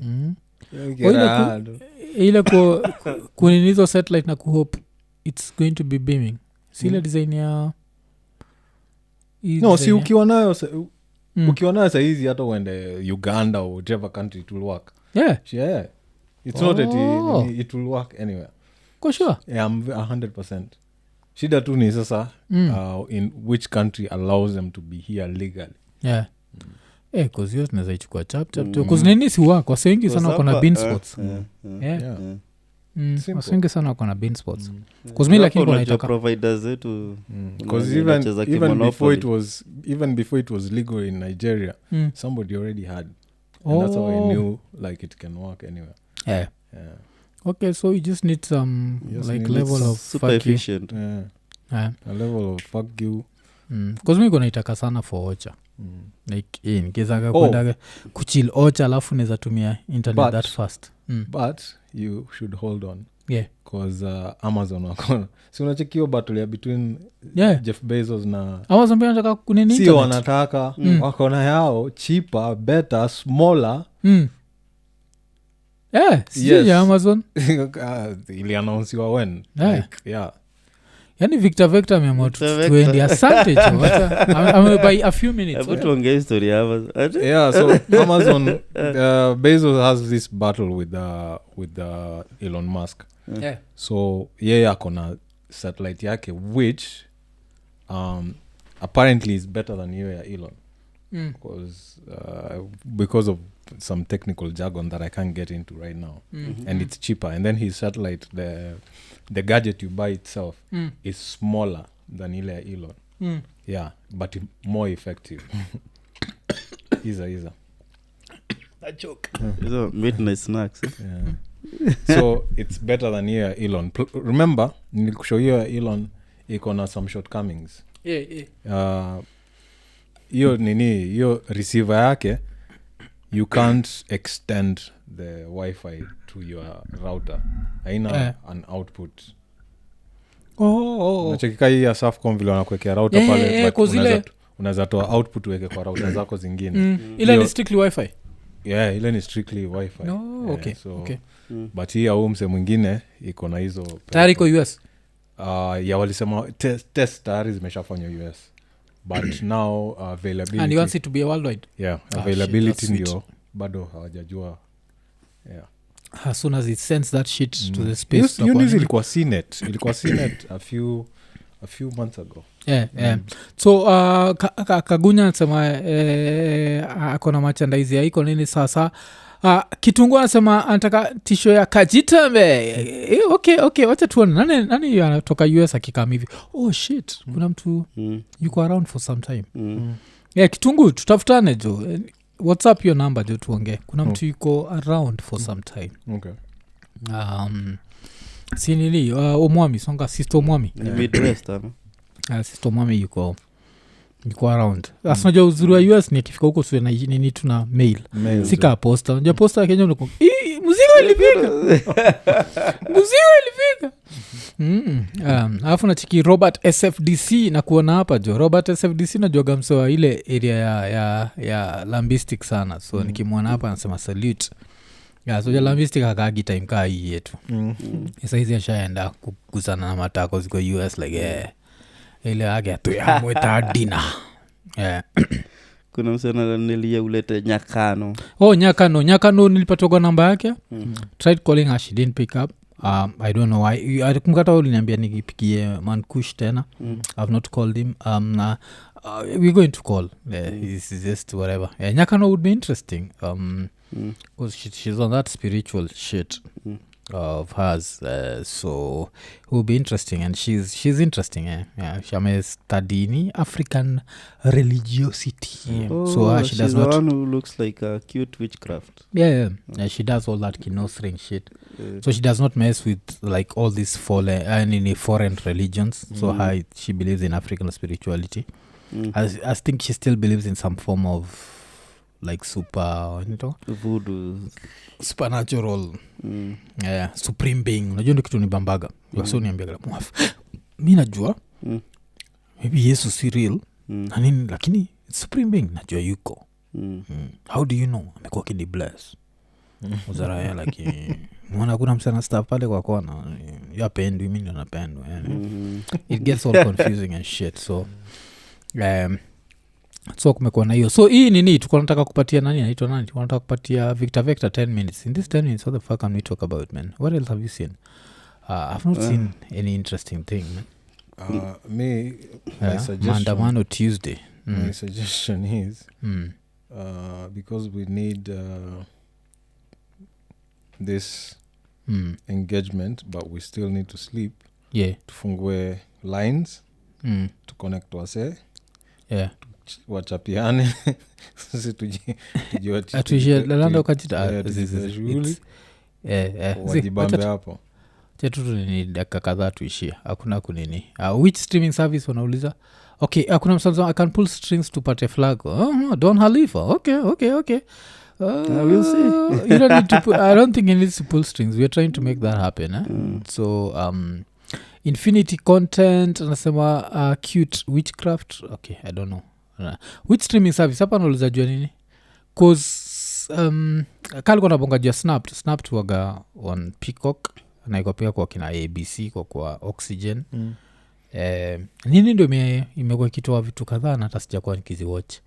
Apple TV Plus uliweza kuchukua Apple TV Plus? I don't think you let it expire. Just hawajanitumia tena email but I'm just gonna let it expire. Maybe next time. Okay. So nafikiria this year watatoa M3 these motherfuckers. Apple, do you think there'll be an M3 this year?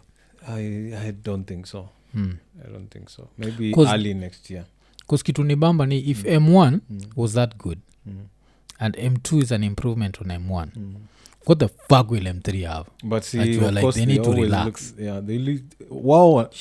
want your money, so they will always have something up there. So they will always have. Niko sure hata maybe saizi washabil mpaka M7 like it's some super fast shit. Ukianza kurenda iko like okay poop ishamaliza.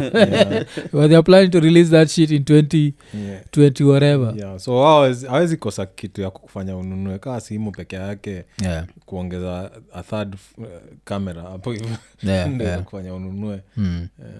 But simu nini watu kadhaa wanaweza tuambia jo like me one of the things nilikuwa nasemaga like I'll be happy when someone can watch IKO NINI on like a 65 inch TV 75 and enjoy. And I think right now people can do that. And that's courtesy of Apple, man. You have to give it up. So ka watch on a huge screen tuambie hiyo picha inakagati bcause hiyo picha ukaa safi ni kuna time nishai compare picha yetu na like some of these people who still doing 1080 and we were whooping us and considering we're using a phone I was like this shit looks good man so and that's courtesy like Apple are good man hata ukisikia like they have siwakona sijui how much cash like just in cash like so much money man wao wasemaga wangekuwa a country hapo wangekuwa a country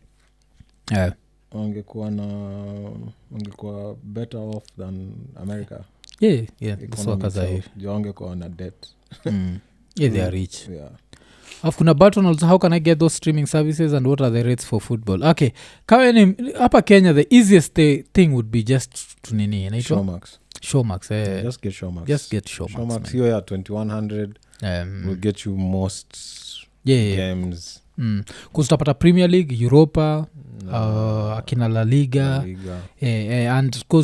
and then you'll spend 2100 sindio but if you take this same 2100 and you break it down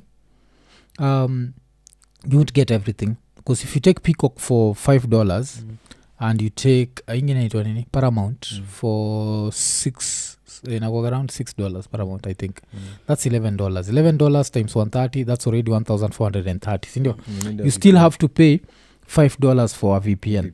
So it comes to around 2100 and you still don't get all matches za Premier League kuna zilota miss out so asika sisi ni like we are petty so sisi Showmax I Champions League haina Champions League kwa tuna Europa okay Showmax ni DStv Showmax is owned by DStv unapata hii season wako na Europa League next season our show hii season wana show selected games za Champions League kuna bullshit mob kusisi Paramount Plus iko na ujinga mob I don't know what kind of internet connection you need to have for it to be clear 100% stable it's full of shit mobs on so now another idea would be but this one you'll still need a VPN but if you want all Premier League matches and I think all Champions League and Europa now you have to go to you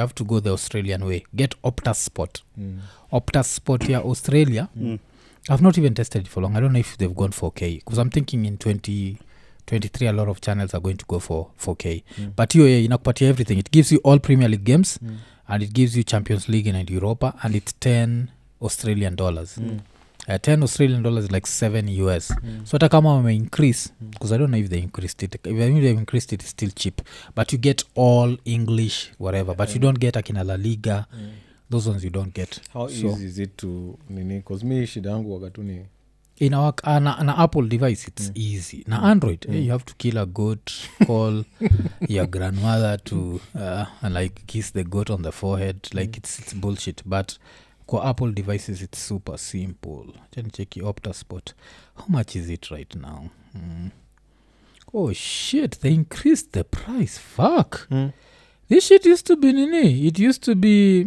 vile nakwambia $10 Australian dollars saizi ni 25 Australian shit 25 it's still cheaper than nini because 25 Australian itakam to around $15 to convert Australian to US itakam to what that's if you're getting all those you're still it's still worth it ikikam to nini it's still worth it but Australian nakwanga aus oni awood then to USD industry tunamaliza nayo let's convert 25 and then we go to the land of Kajitombe asanteni sana kwa kukana sisi ni 17 US dollars it's not bad you still get a lot of shit now the only thing I don't know is the quality wanaonyesha nayo because me I'm looking forward to unapata mpaka La Liga waliongeza La Liga that's the reason I was wondering why this shit is this expensive